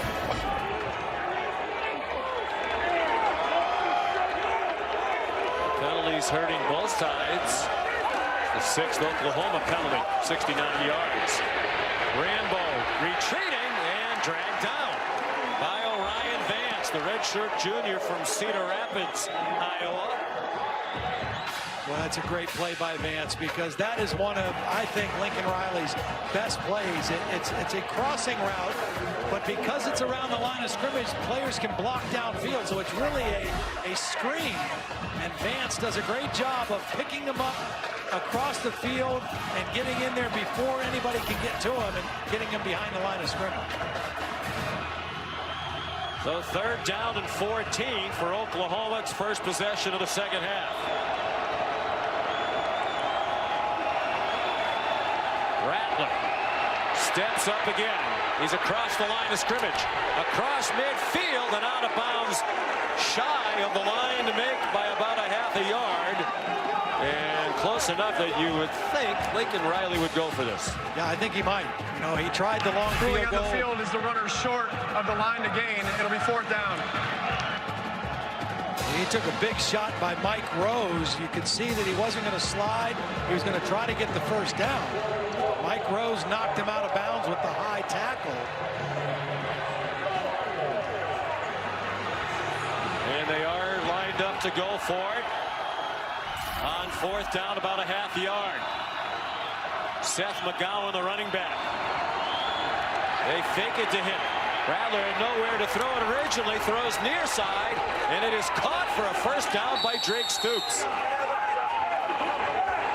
Apparently stayed on his feet to get that extra yardage after the catch. They're going to give him the 37-yard line. The second time in the ball game we've seen Oklahoma with a short yardage situation, not confident to just slam it in there and run the football and go play action pass. Rattler does a nice job of finding Stoops. That wasn't the primary receiver. He was an outlet, and he found Stoops for the first down. The son of the all-time leader in coaching wins at Oklahoma, Bob Stoops, making a big game last week against K-State. Good job by Pledger to stay in bounds. They'll mark him out at the 32-yard line. So he got 5. Oklahoma over 100 yards rushing now, 102. Where I really thought for them to win the game tonight, they're going to have to be around that 175 yards or better mark. Coming into the game only averaging 127 yards rushing, which is well below what they have been used to the last few years.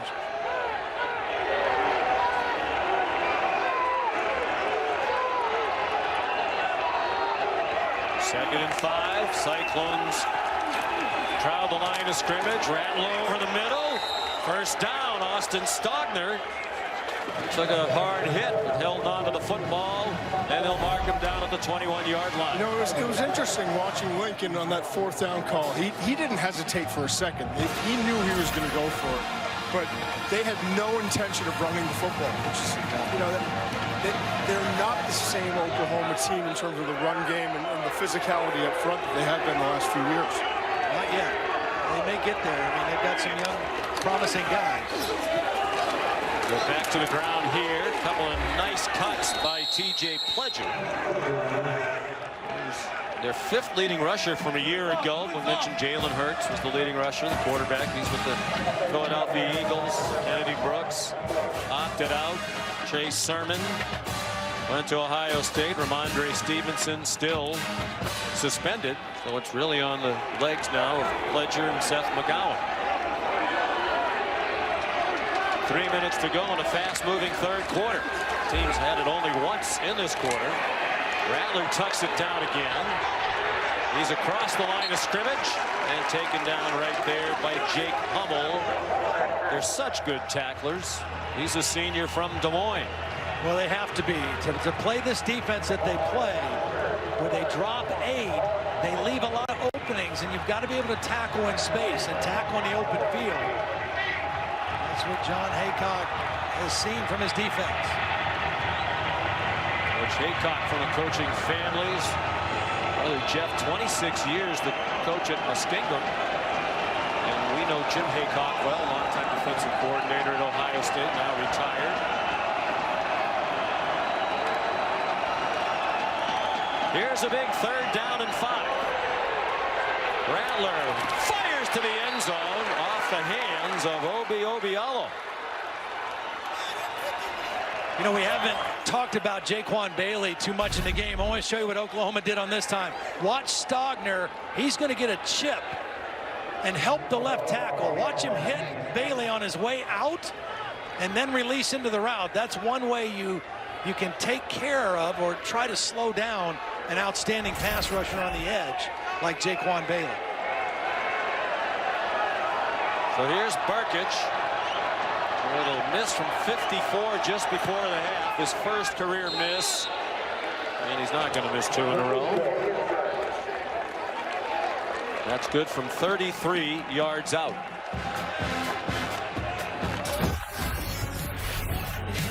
Well, it was close. Beautiful tight spiral thrown by a Rattler. Obialo couldn't catch it in the end zone. They settled for 3. All-American defensive end. Respect for each other. They're friends. Going head-to-head here tonight. They won 2 national titles together. Each one another without the other. Fully overlapped during their time in Alliance, Ohio.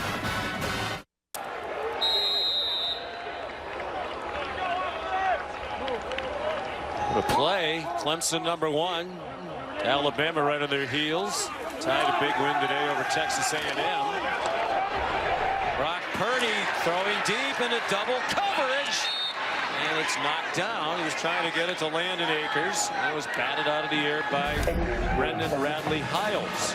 He got hit right as he threw, and that ball kind of sailed on him. And he has Landon Akers to thank, because Landon Akers just went up and played defense and knocked that ball away. This should have been an interception, and Akers just kept fighting for the football.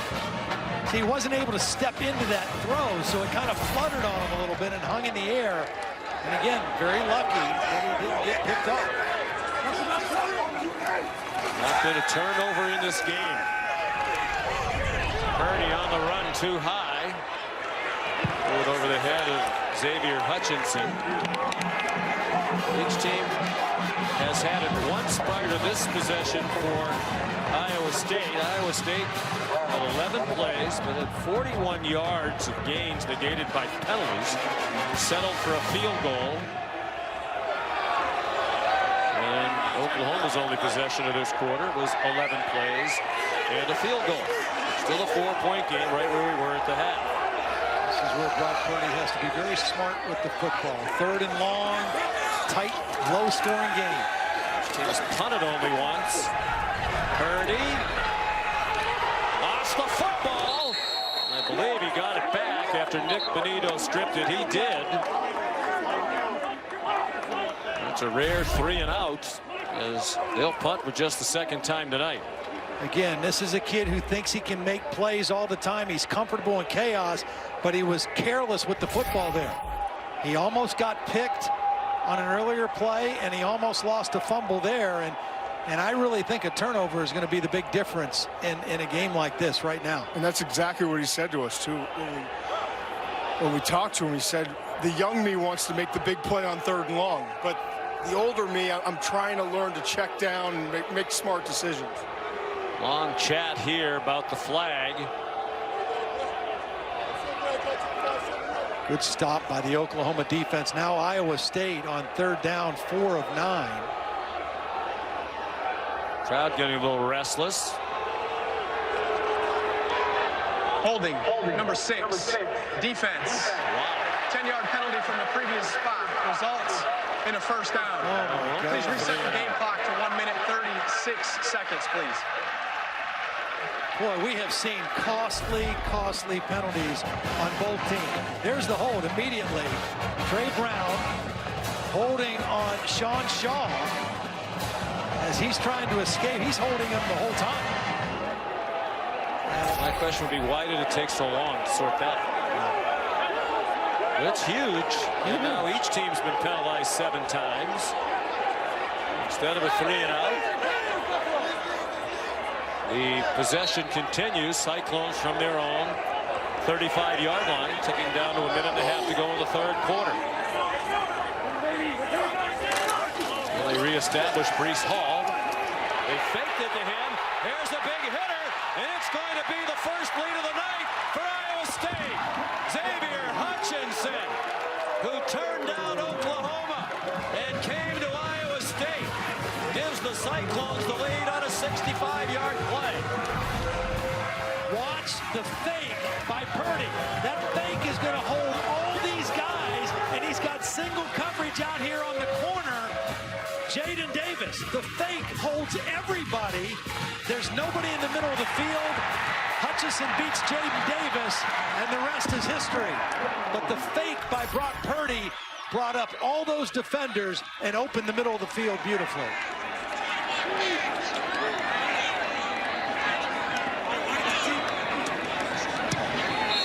Solly adds the extra point. There's Tom Manning. He's the play caller, offensive coordinator. Mount Union people everywhere you look here tonight. He played at Mount Union and started his high school career coaching at Jackson High School in Massillon, Ohio, where Matt Campbell's dad was then the principal. He had left the coaching profession.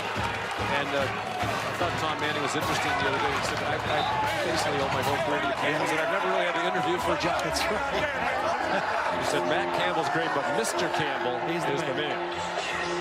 Rick Campbell, a longtime coach at Massillon Jackson. Of course, you didn't know, but Jackson was our arch rivals at North Canton Hoover. And the Hoover Vikings beat the Jackson Polar Bears last night, 14-13. Thank you very much. Xavier Hutchinson. Oklahoma came at him hard, but he had already committed to Iowa State, and he honored that commitment. Trying to be a part of the first home win for ISU over Oklahoma since 1960. They've lost 24 in a row here to the Sooners.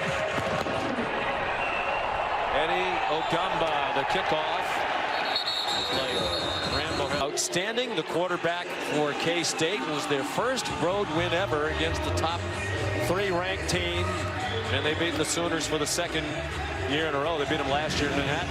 Well, and it was big plays that their defense gave up in that second half, just like the one we just saw. Single coverage, don't make the tackle, and the result is a long touchdown and the first lead for Iowa State. Well, trailing for the first time tonight. Rattler gets rattled by a blitz off the corner from Eric Horn. He never saw it. He is reading the left side of the formation. Usually with a right-handed quarterback, you're going to see this blitz. But watch Spencer Rattler's eyes are looking left the whole way. He never feels the blitz, and he's lucky he holds on to the football. Loss of 8. First sack of the night for either team. Quarterbacks have done a great job dodging pressure all night and avoiding the sacks. Play clock down to 3. 2nd and 18. Rattler bought plenty of time for himself. Fires and too low. Coming open was Theo Howard, the transfer from UCLA. He's going to get bailed out because we're going to see another late hit on Iowa State after the ball was thrown.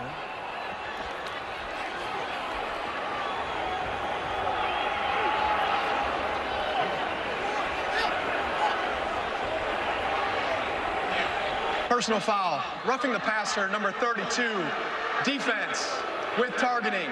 15-yard penalty, automatic first down. Previous play is under review.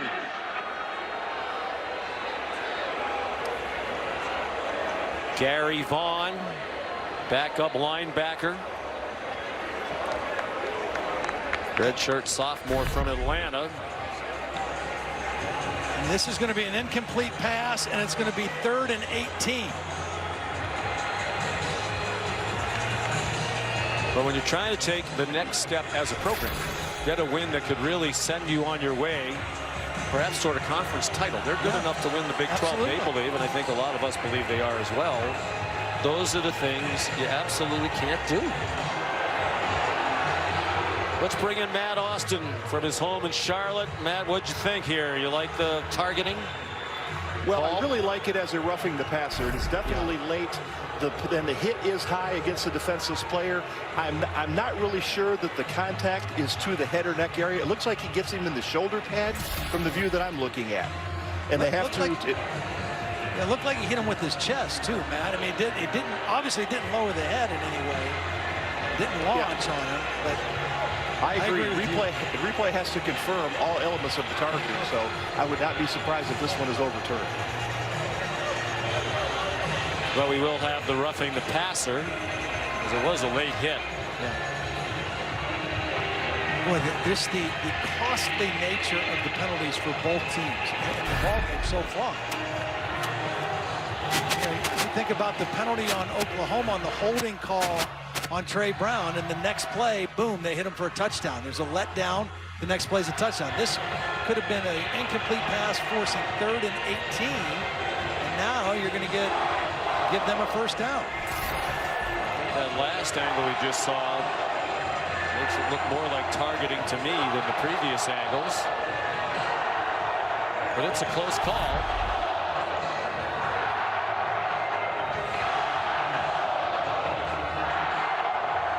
Matt, do you have anything else you want to add after we've seen a few more replays? I still feel that it should be overturned. I think he does what we ask him to do. He gets his head to the side. He is a little bit high, but I don't think this rises to the level of targeting. In any case, what he should have done is run by the quarterback. There's no reason to hit him.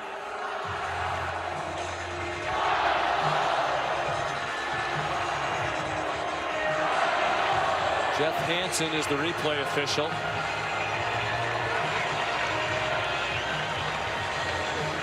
And he has taken a very long look at this. And the referee, Michael Vandervelde, is still over his screen looking at it.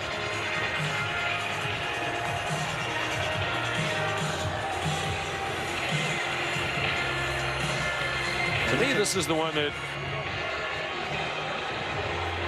makes the case for targeting. Kind of lowers the head. It looks like it's helmet to helmet on that angle. But as you said, Matt, I mean, it seems like they've gone to in recent years, you know, it has to be kind of clear cut, or if not, it's give the defender the benefit of the doubt. Would that be a fair assessment of what the rule philosophy is now? Yes. Here we go. After reviewing two aspects on the play, it was an incomplete pass. The targeting is confirmed. Number 32 has been disqualified. 15-yard penalty. First down, Oklahoma.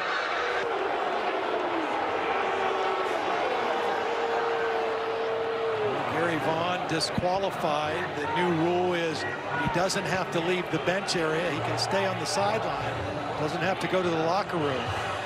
Yeah, it was the walk of shame before, and I think that's a good rule change. Yeah. That's a terrible penalty, totally needless. They would have had Oklahoma in a big pile of trouble. Going down in a pile of Seth McGowan. Manny Uzurike makes the tackle. Well, Uzurike's had a nice game. Fifth-year senior out of Detroit. Might well be the last play of the third quarter. It will be, as the Sooners are going to take it to the other end of the field. They're on the ropes. They haven't lost back-to-back regular season games since 1999. ESPN's presentation of college football on ABC will return after this message. And a word from our ABC stations.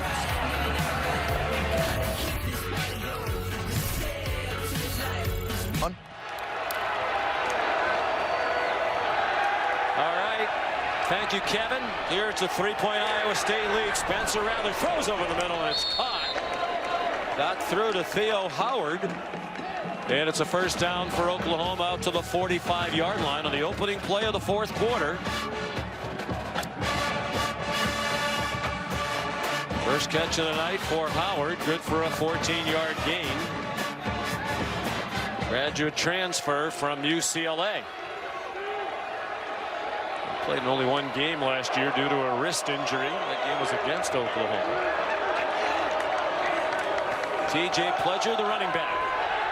Flea flicker. Rattler. Long throw downfield. The sideline for Oklahoma wants a flag. They felt Marvin Mims was interfered with by Arnold Ozuna. There is no flag. I don't think there was interference. I thought Ozuna played it perfectly. He looked back for the football. He just worked the receiver towards the sideline with his body. And that was just good discipline by the Iowa State defense. They weren't fooled by the razzle-dazzle. See him look back for the football. A little bit of fighting between the two of them, but not enough to draw a flag. 2nd and 10. Light rain has begun to fall here in Ames, and it's chilly. We're down into the high 40s now. 49 degrees with a light wind. Shovel pass. Seth McGowan lowers his head, goes down in ISU territory, about 2 yards short of the first down, and here comes a big third down for OU. Oklahoma trying to go with a little tempo here. Iowa State trying to substitute. Rattler. Long throw. Has a man behind the defense. The ball underthrown, and that helps draw the flag. Because as Rambo came back for it, he collided with Greg Eisworth, and it'll be a pass interference penalty. Yeah, this is a good call, the right call, and really it's an okay penalty. Pass interference, number 12. Defense, 15-yard penalty from the previous spot. Still first down. It's a 15-yard penalty instead of spot of the foul like in the NFL, and if he doesn't interfere, it's a touchdown for Oklahoma. So at least it gives the Iowa State defense another shot to stop him here. And if Rattler throws that ball long enough, that's probably a touchdown. That's surprising that he underthrew him. Yeah, the wind has changed, though. Yeah, it's picked up with this precipitation that's come in. The flag's now blowing straight out. Almost as if we're having a little squall here. Seth McGowan trying to find running room, and enough of that, says Mike Rose. You can only dance so long. You can dance maybe one step, and then you got to hit a hole in a crease and go. And that was more than a couple steps of dancing by Seth McGowan. And the point Todd made about the wind from the field is important now, because a field goal would tie it, but Burkich, if it was from this distance, it would be right around 50 plus into a wind that has picked up in the last few minutes. 2nd and 12. The fake to McGowan. Rattler incomplete. Trying to jam it into Austin Stockner. Isheem Young, the safety from Philadelphia, Pennsylvania, broke it up.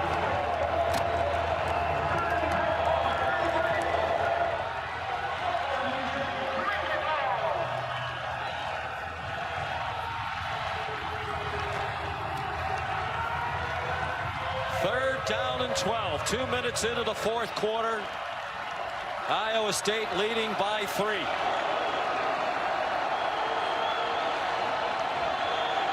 Rattler 19 out of 26 for 250. They rush 5. They're in hot pursuit. Running out of time as he throws down the field and through the hands of Theo Weiss. That looked catchable, but he didn't catch it. What a beautiful throw under major duress. I mean, Iowa State brought a blitz. They forced him out of the pocket, and on the run, you can't give your receiver a better opportunity than that. Went right through both hands of Theo Weiss. Wow. That's a big miss. First time he's been targeted tonight. Could have made a huge play.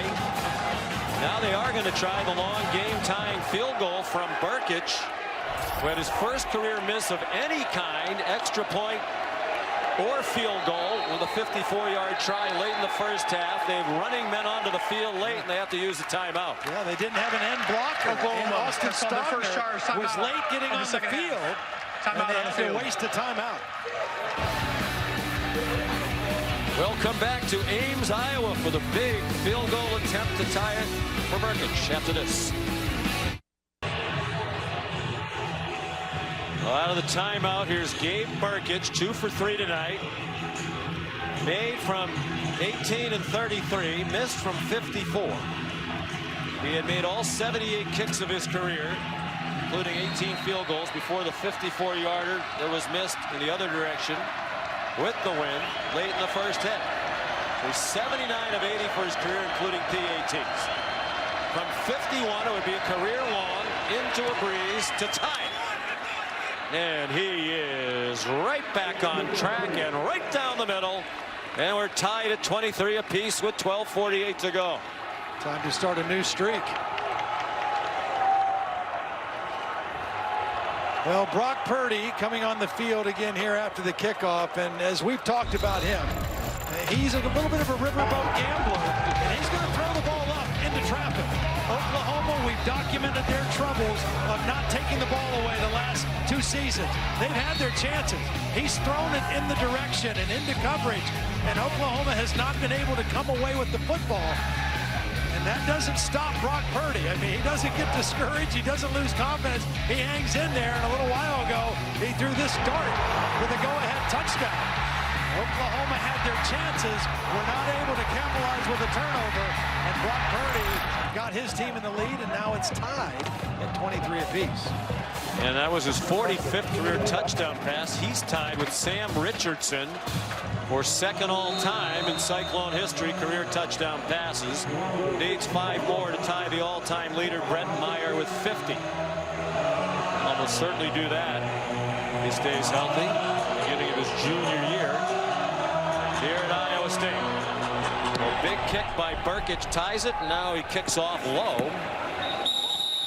And it'll be a touchback. Here's Molly McGrath on the field. Well, Sean, at the start of this quarter, Alex Grinch called his entire defense together. He was very spirited, yelling in players' faces, saying there is no scenario where we don't win in the fourth quarter. We cannot let that happen again.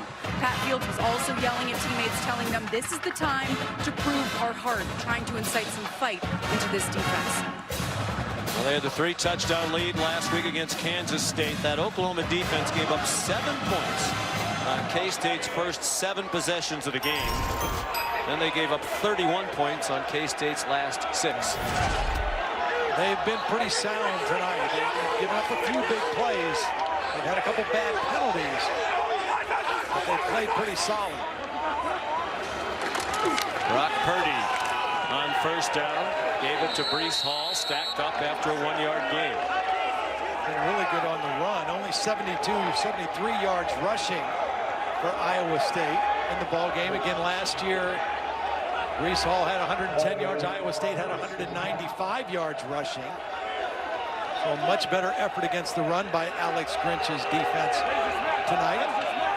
You still get the feel that a turnover is going to swing the game. You know, there's not been one. It's a tight ball game.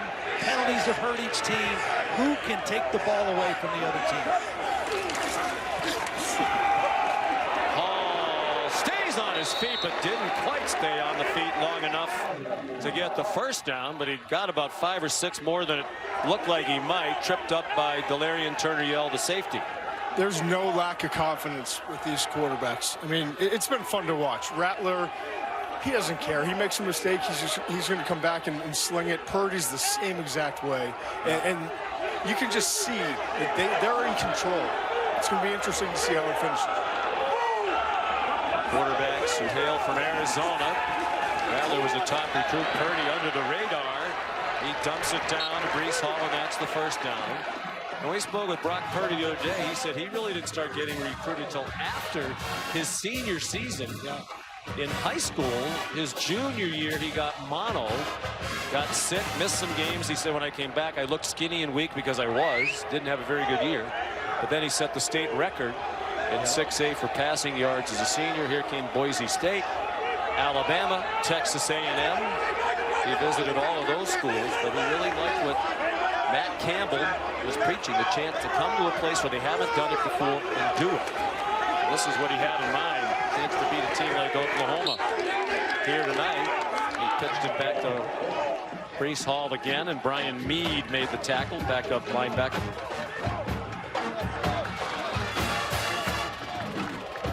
Matt Campbell said, I did get a little nervous when I found out Purdy was going to visit Alabama. It's tough to say no. But they do have a chance to do something they haven't done, including tonight. Be their first win over Oklahoma here since 1960. If they could pull it off. 24 straight home losses to OU. Purdy! The ball is out! Knocked out of his hands! And there's that turnover you were talking about. Isaiah Thomas knocked it out. And Josh Ellison took it in for Oklahoma. That's the second takeaway of the season. Recovered by the defense. First down, Oklahoma. For the Sooner defense. Well, this pocket collapsed in a hurry. There's the strip sack on the outside by Isaiah Thomas. Ellison comes up with the football. The first turnover of the game. Right on time for the Oklahoma Sooners.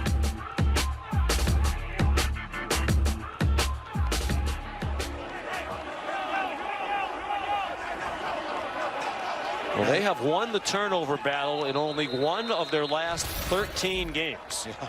So they're +1 tonight. If it stays this way, that was at Oklahoma State last year when they won 34-16 and were +2. They've either been even or usually minus in the turnover margin over that 13-game span. Well, they were -4 last week against K-State, and Lincoln Riley said it was really more like -6 because we had a punt block and we got stopped on a 4th and 1. Those were like 2 turnovers. Well, now they're +1. And if I'm Lincoln Riley, I'm thinking about the fumble is confirmed. It's first down, Oklahoma. I'm thinking about a play right now where we take a shot to the end zone? Let's see if we can capitalize on the momentum of the turnover and go for the jugular right here. Win sudden change, right? Boy, Alex Grinch must be the most relieved man. He has been harping about turnovers ever since he got there a year and a half ago from Ohio State. On first down, Pledger gets about 6. Only Rutgers, UTEP, Kansas, and NC State had fewer takeaways last year than Oklahoma, and still Oklahoma won the conference and went to the college football playoff. They were -8 turnover margin, which is almost unheard of to be a playoff team for a national championship contending team. And be on that side of the ledger for turnovers. At the very least, they're in field goal range to retake the lead with under 10 minutes to go. Second down and 4. McGowan. It didn't look like a freshman on that run. Patience to find the hole and then accelerated through it. Big gainer inside the 20 and another first down. Lincoln Riley told us about him, said, you know, he's got some pop. You'll see that. He's a talented, explosive freshman, and we saw in this run. He sees a crease, and he does have a little of that extra pop there. He fights for extra yardage, too. Got 14 total. They're inside the 20.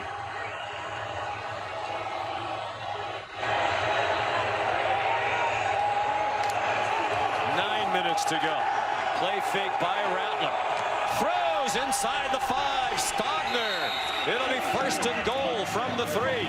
Beautiful work by Spencer Rattler. They go play action. They're going to pull the backside guard and tackle.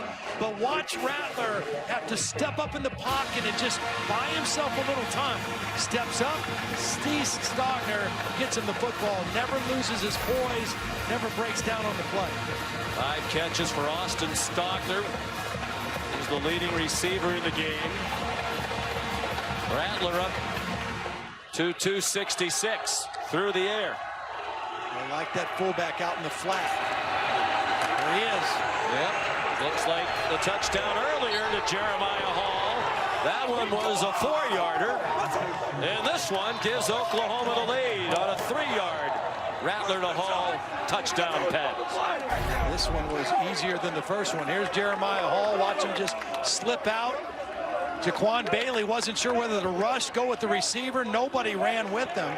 That was Mike Rose getting there late, and that's obviously a breakdown on the Iowa State defense on that goal line play. And if you know they like that play, you would think, yeah, Iowa State had a pretty good idea, especially since they already ran that play for a touchdown in the first half or something similar to it. Well, you said it. The turnover, the first one of the game, might be the most important play, and right now it is.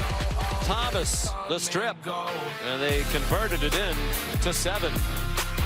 30-23 Oklahoma, 8:17 to go in Ames.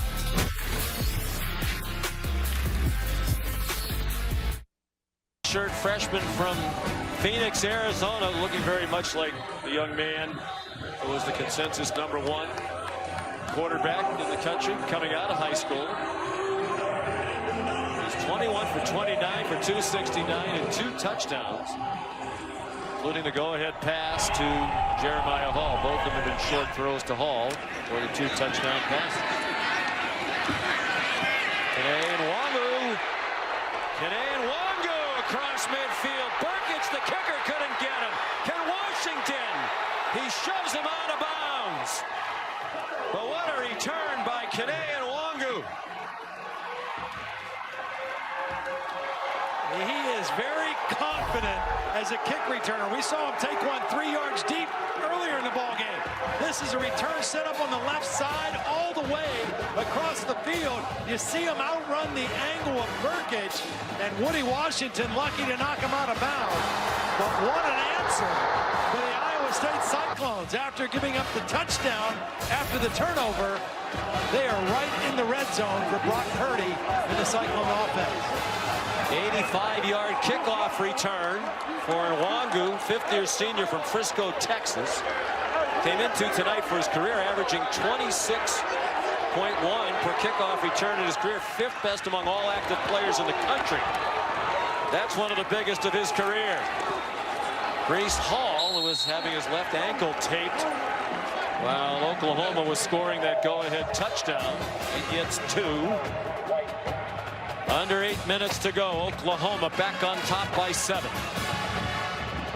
Sean White made the tackle on Hall. Been a long time since they got it to Charlie Kohler. He was a frequent target early in the game. Oklahoma's defense paying a lot of attention to him. Here's Kohler, jump ball, and they throw a flag. Looked like some hand fighting by both of them. But you wonder if it's going against Brendan Radley-Hiles. This has been what they've decided they're going to do. Charlie Kohler is 6'6", 257. Number 44. Defense. Foul occurred in the end zone. Ball replaced at the 2-yard line. It's an automatic first down. Brendan Radley-Hiles is listed at 5'9", 180. I think he's even shorter than that. I'm going to go 5'7". He's grabbing, he's fighting, he's clawing. He's got no chance. And credit Brock Purdy for just putting that ball in a position where his guy can go and either catch it or draw that penalty. And now they've got the ball at the 2-yard line. 8th Oklahoma penalty. Brady 8 yards. Iowa State's been flagged 9 times for 90. 3 yards away and an extra point from a tie. Then they punch it in. Purdy wants to do it himself, and he does. Brock Purdy from 3 yards out.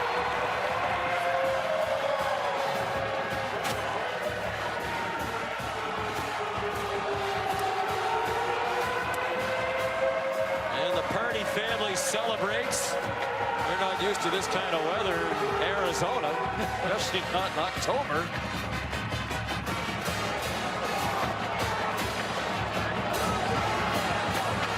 Now a huge extra point from Connor Asali.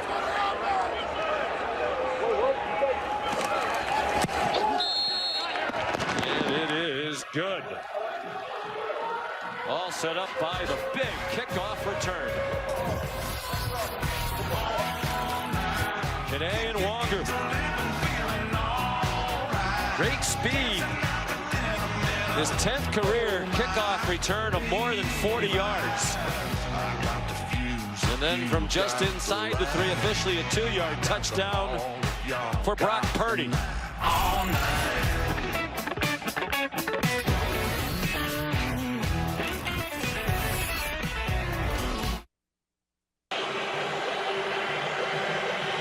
Well, this crowd is alive. 15,000, but they're making more noise than you would expect from 15,000. They are loving the opportunity to be here tonight, and they're loving what their Cyclones just did. Tied it up at 30. And the kickoff by Eddie Ogamba is a touchback. Here's Kevin Nagandi.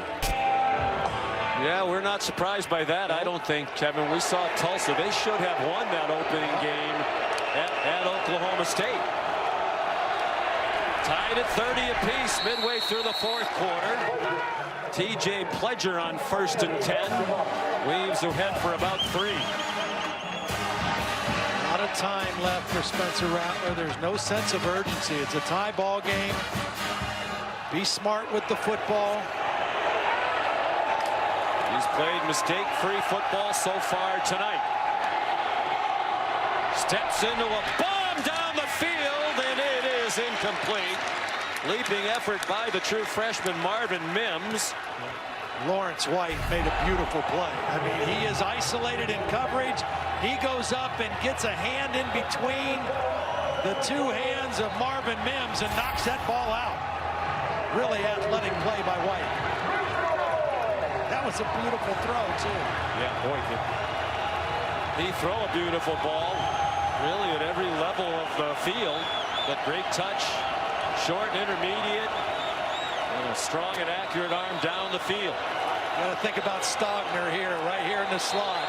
Kind of been his go-to guy on 3rd down. Apparently some movement along that Oklahoma front. And each team will be penalized for the 9th Number 59. time. Offense, 5-yard penalty. Still third down. 9H was Adrian Ely.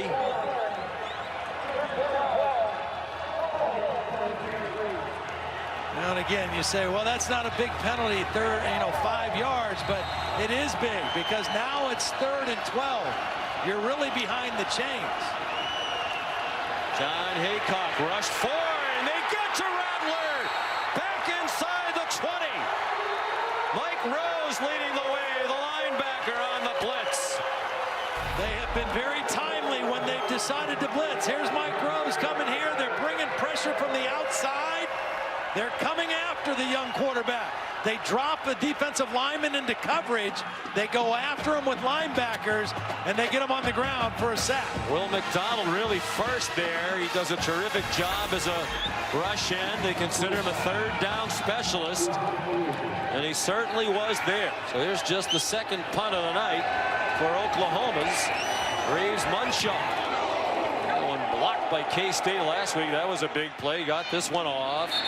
And a fair catch made in traffic by Greg Eisworth. So excellent field position for Iowa State.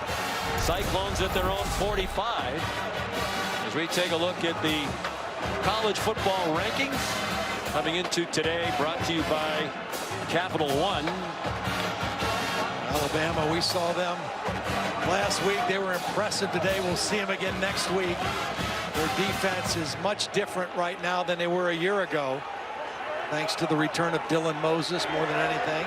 Florida off to a very strong start. Yes. Kyle Trask has emerged as a Heisman Trophy contender.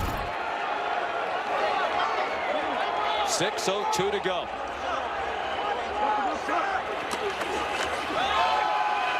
Brees Hall trying to get outside left, and he gets tackled around the legs. Nice play by Isaiah Thomas. It had the big strip of Brock Purdy that set up the go-ahead score not long ago for Oklahoma. This is a tough situation for Tom Manning. You know, it's a tie ball game. You got to score again. You can't get complacent here. You can't get conservative. You got to believe that Oklahoma has got a few tricks left up their sleeve to find a way to position your team to score one more time here. Purdy, beautiful throw on the quick slant to Charlie Kohler. The Oklahoma fan growing up, grew up right in Norman. His parents both worked at the University of Oklahoma. That was a beautiful throw. Timing, little RPO type action. You fake, you hold the linebackers, and you throw right behind them to the big tight end.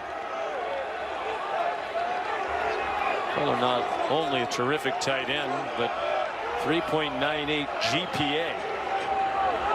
Easy major though, right? On first down, it's Brees Hall. He doesn't go down. He might go all the way. They finally wrestle him down inside the 10-yard line. What a run by Brees Hall. It finally took Trey Brown to get him on the ground after Nick Bonito couldn't do it. Give Hall a lot of credit. He had to talk his way back into the game with the left ankle injury that he had. The trainers looked at him and he said, you know what, I'm going in. Doesn't matter. And to have that big play right there is huge. Yeah, and just, you know, poor tackling by Oklahoma. We saw this last week in a couple instances in the meltdown against Kansas State, and it couldn't have happened at a worse time right now.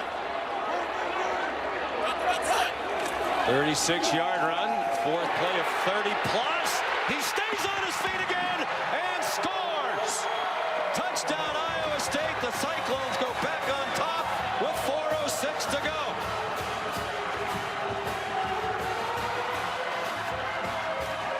Credit Tom Manning, Brock Purdy, and this Iowa State offense for keeping the pedal to the metal, staying aggressive, running right at this Oklahoma defense. And for the first time tonight, this Oklahoma defense has the look of defeat a little bit. That possession, they didn't tackle well. They got out of gaps. It's the first time we've really seen that out of their defense tonight. Big extra point here for a 7-point lead. Honor Asali, it's up and good. So Brees Hall quiet for a lot of the night.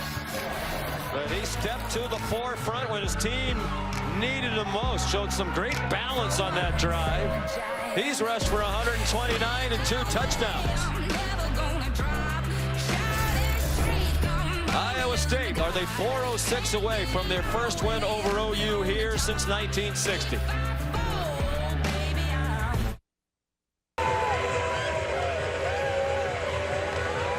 On a chilly night in Ames, Iowa, the Iowa State Cyclones have taken a 7-point lead over Oklahoma on a touchdown run by Breece Hall.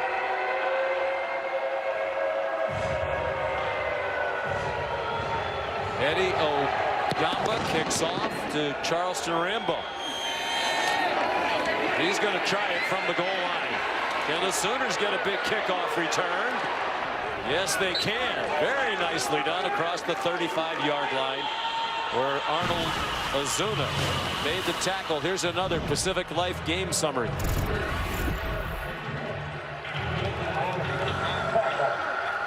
Those big plays, especially here in the second half, what you've been talking about, reminiscent of last week when the Oklahoma defense gave up some big ones to K-State. Yeah, and then the inability to really powerfully run the football when they needed it by Oklahoma, also the case tonight.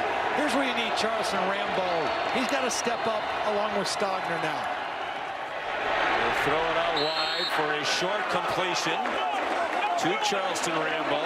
He's the main man out wide now with the departure of C.D. Lamb to the NFL after last season. We had the long catch early in the ball game. He's been very quiet. That's just his third catch now after that big one early. But he's your veteran guy. He's the guy who has to step up and make some tough plays for you. Spencer Rattler's been poised all night. Making plays with his arm and his feet. McGowan reverses field. Got too much dancing. Yeah, a lot of dancing. Then he ran into Rattler and he goes down for a loss. Swarmed under. They're going to give him forward progress, if that's what you would call it, to about the 35-yard line. And that is a really, really bad play for Oklahoma. It was well defended. You just take what you can get. But instead, you put your quarterback and your pass offense in a very difficult third down situation. Iowa State has chosen to bring pressure the last couple third downs. Let's see what they do here. 2:45 to go.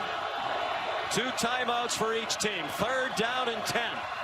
Coming again. Rattler, man open, short of the first down.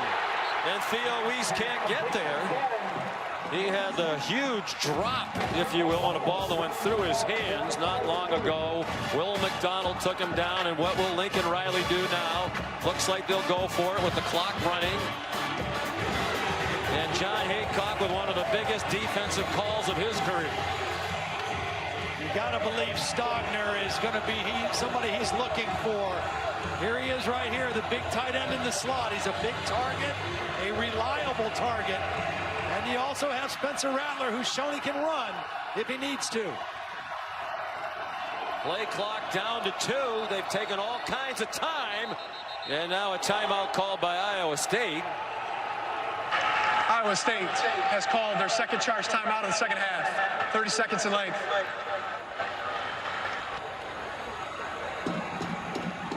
Well,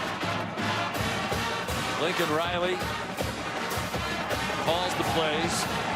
And when we spoke with John Haycock yesterday about Riley's reputation being a great play caller, Haycock said that's well earned. This is a huge call for both of the decision makers right here. Yeah, and you know, last week against K-State, he made a decision to punt late and trust his defense to get another stop. They did get the ball back, but not until there was 49 seconds left in the game. I don't think he wants to repeat that. I think he feels like he needs to go for it here, try to convert, and try to let his offense stay on the field right now.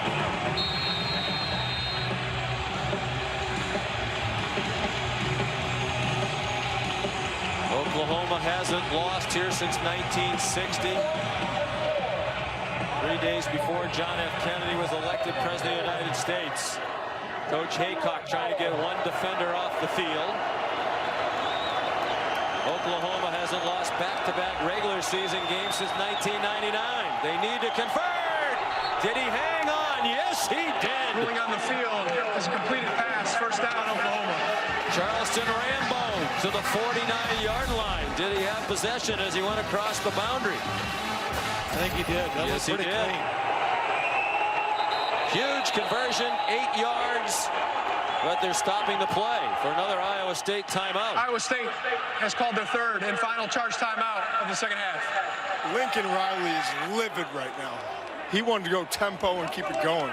Well, and the interesting thing, Todd, is when we talked to John Haycock, one of the things he said about playing this defense in this style was to put 11 on and not get burned like that by trying to substitute. In fact, he said the thing that really turned it was in 2016 against Oklahoma. They substituted a dime defense on the field, and they could never get the dime off until Oklahoma went down the field and scored because of their tempo. And he said, we can't do that anymore. And he said, we played too many downs with some of our best players not on the field. Right. And then we couldn't get them back out there. So we decided, let's go to a setup that will allow us to have our best 11 out there and keep them out there. For the last two plays, they have run somebody on and somebody off, trying to get the perfect personnel group out there on these critical third down and fourth down plays. They've had to waste their timeout. So if in the event that Iowa State has to get the ball back and the game is tied, they won't have any timeouts for their offense. Oklahoma, the situation now where the field goal does them no good. They need 51 more and an extra point to tie. TJ Pledger swung down by Mike Rose to the 46-yard line of the Cyclones. Oklahoma going tempo, sense of urgency. They're down 7, but they also have 2 timeouts to use. On 2nd and 5. Pressure in his face. Rattler hit as he threw it, and it floats out of bounds in the direction of Jeremiah Hall. Mike Rose in the backfield again. They've been very aggressive coming after the young quarterback. You don't always know where the pressure's coming from. Mike Rose comes right inside, beats the block of the tailback Pledger, and forces Rattler to throw that one away. Pledger could have done a better job there. More time for Rattler. 3rd down and 5. 1:23 to go.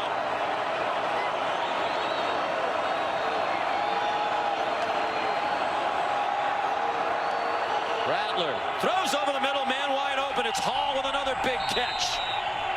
2 touchdown receptions for him tonight, and that one just as big. They're down to the 34-yard line. Really nice concept that time between Hall and Stogner and Pledger. 3 receivers to that side. Rattler's thrown for 301. Looking deep, looking into double coverage, and he made a critical mistake. It's intercepted by Aisheem Young.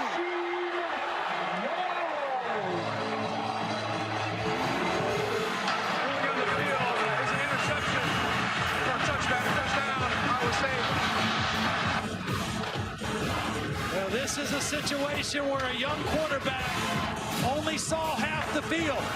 He only saw the coverage on his intended receiver. He did not see the safety coming from the other side to help out. Aisheem Young was the free safety. He was helping the corner. And Spencer Rattler did not see him. Watch number 1. Read the eyes of the quarterback. Greg Eisworth is the guy in coverage. That's the guy that Spencer Rattler is focused on, trying to get the ball to Rambo. I think Lincoln Riley thought his man got held by Eisworth, but the problem was that Spencer Rattler never paid attention to Aisheem Young, the safety, coming over from the middle. First career interception for the redshirt freshman, 4-star recruit out of Philadelphia, Aisheem Young. And now Breece Hall with under a minute to go. Gets ahead to the 24-yard line. Second charge of the half. 30 seconds and late. So Rattler, terrific all night long. Going for the deep strike, trying to tie the game. And it's the first turnover of the night for Oklahoma. And once again, they're not going to win a turnover battle tonight. You know, as good as Spencer Rattler played, and the same thing was kind of true last week. And he threw for over 300 yards last week. They didn't have a very good running game. It was all on his shoulders. He threw his 3rd interception with under a minute to play last week that sealed it for Kansas State. And once again, under a minute, driving in scoring range anyway, he throws an interception in the end zone. He's a talented guy, and he's just going to get better and better. And again, I think Lincoln Riley was upset that there wasn't a hold call on Charleston Rambo. He did get held up a little bit towards the end of the route. Brees Hall, well, he is livid. He was also upset right after they converted that 4th down. They wanted to go tempo and couldn't because Iowa State called the timeout. Well, let's bring in Matt Austin. Here it is right here. Downfield. You can see the What do you think, Matt? Yeah, I can see why Coach Riley's upset, because he did get a handful of jersey and it slowed him down just enough. The ball was just overthrown. I think without that little grab, the receiver would have been right there to make the catch. I saw it in real time, and it's one of those. It was close. I thought it was close, but Lincoln, obviously, I mean, you're talking about the first time, what, 22 years that they're going to lose back-to-back games, Oklahoma. He's completely beside himself right now. It's not over yet, but it's close. They're out of timeouts with 53 seconds to go. Last time back-to-back regular season losses. October 2nd and 9th, 1999, Bob Stoops' first season. Under Lincoln Riley, they were 22-1 coming in true road games. The only loss on the road was last year at K-State. Well, if you're Brees Hall right now and you get the ball, the biggest thing is ball security. Oklahoma's going to try to strip it. First down, and it's over. It's a first down, and it's over. And a lot of streaks are over, including the 24 consecutive losses at home for Iowa State against Oklahoma, dating back to 1960.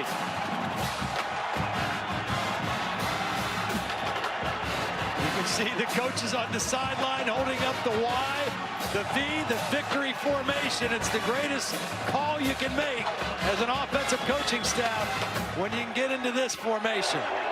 It'll be the 24th win, only the 24th win ever for Iowa State against a ranked opponent, and 7 of them have come in the last 5 years under Matt Campbell. He has taken this program to places they haven't been very often.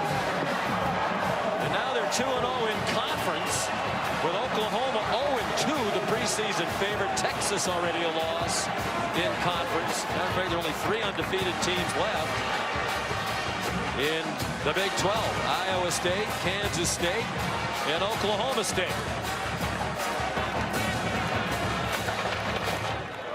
Brock Purdy said he came here to do things that have never been done. Well, what they did tonight hadn't been done here since 1960.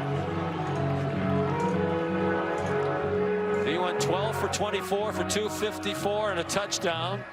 Brees Hall rushed for 139 on 28 carries and 2 scores, including the game winner.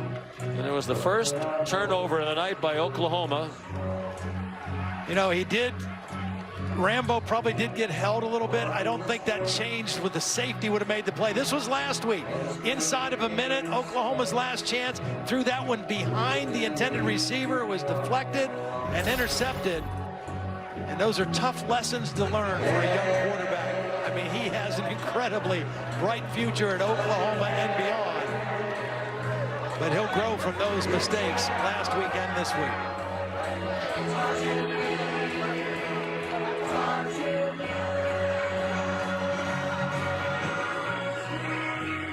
Only 15,000 here tonight. There'll be many more Cyclone fans who claim they were here. Yeah. Tonight's too bad it couldn't be filled. They have great fans here, and they've waited a long time for a moment like this. Here's Molly McGrath and Matt Campbell. Thank you so much, Sean. Coach, this is the first time Iowa State has beaten Oklahoma at home here in Ames since 1960. What is so special about this team? Why is this the group? to make history? Well, you know, honestly, it's our senior class. We've got 16 seniors that came here on really a hope and a dream that we could someday turn Iowa State football around. And, you know, they came here at 3-9 and believed in us and believed in our vision, and they're beginning to make that vision become a reality. You've been building this program to this point. You look a little bit emotional. Yeah, you know, my emotion is I'm probably more frustrated that I thought we could have played a lot better tonight. But the reality of it is our kids gutted it out, gave ourselves a chance to win the game. And, you know, we just got to keep building. This is a team and a program that we got to get better every week if we have a chance to be what we want to become. Yeah, you said you want this team to take the next step. That starts with beating Oklahoma. But what is next? What can this year's team accomplish? You know, honestly, what's next is a really good Texas Tech team. And, you know, unfortunately here at Iowa State, you got to take it one day at a time. You must get better. And if you don't, then you're never going to reach your full potential. So we just got to keep growing and see where our growth takes us. All right. Thank you. Congrats on the win, Thank Coach. you. One of the great young coaches in the country has had interest from the NFL. Was reportedly a candidate Florida State and Arkansas, but he shunned all interest to stay here because he believes it can get done here. And they are getting it done to the delight of Cyclone Nation. What a night for Brock Purdy and the Cyclones. They win 37-30. For Todd, Molly, Sean McDonough saying good night from Ames.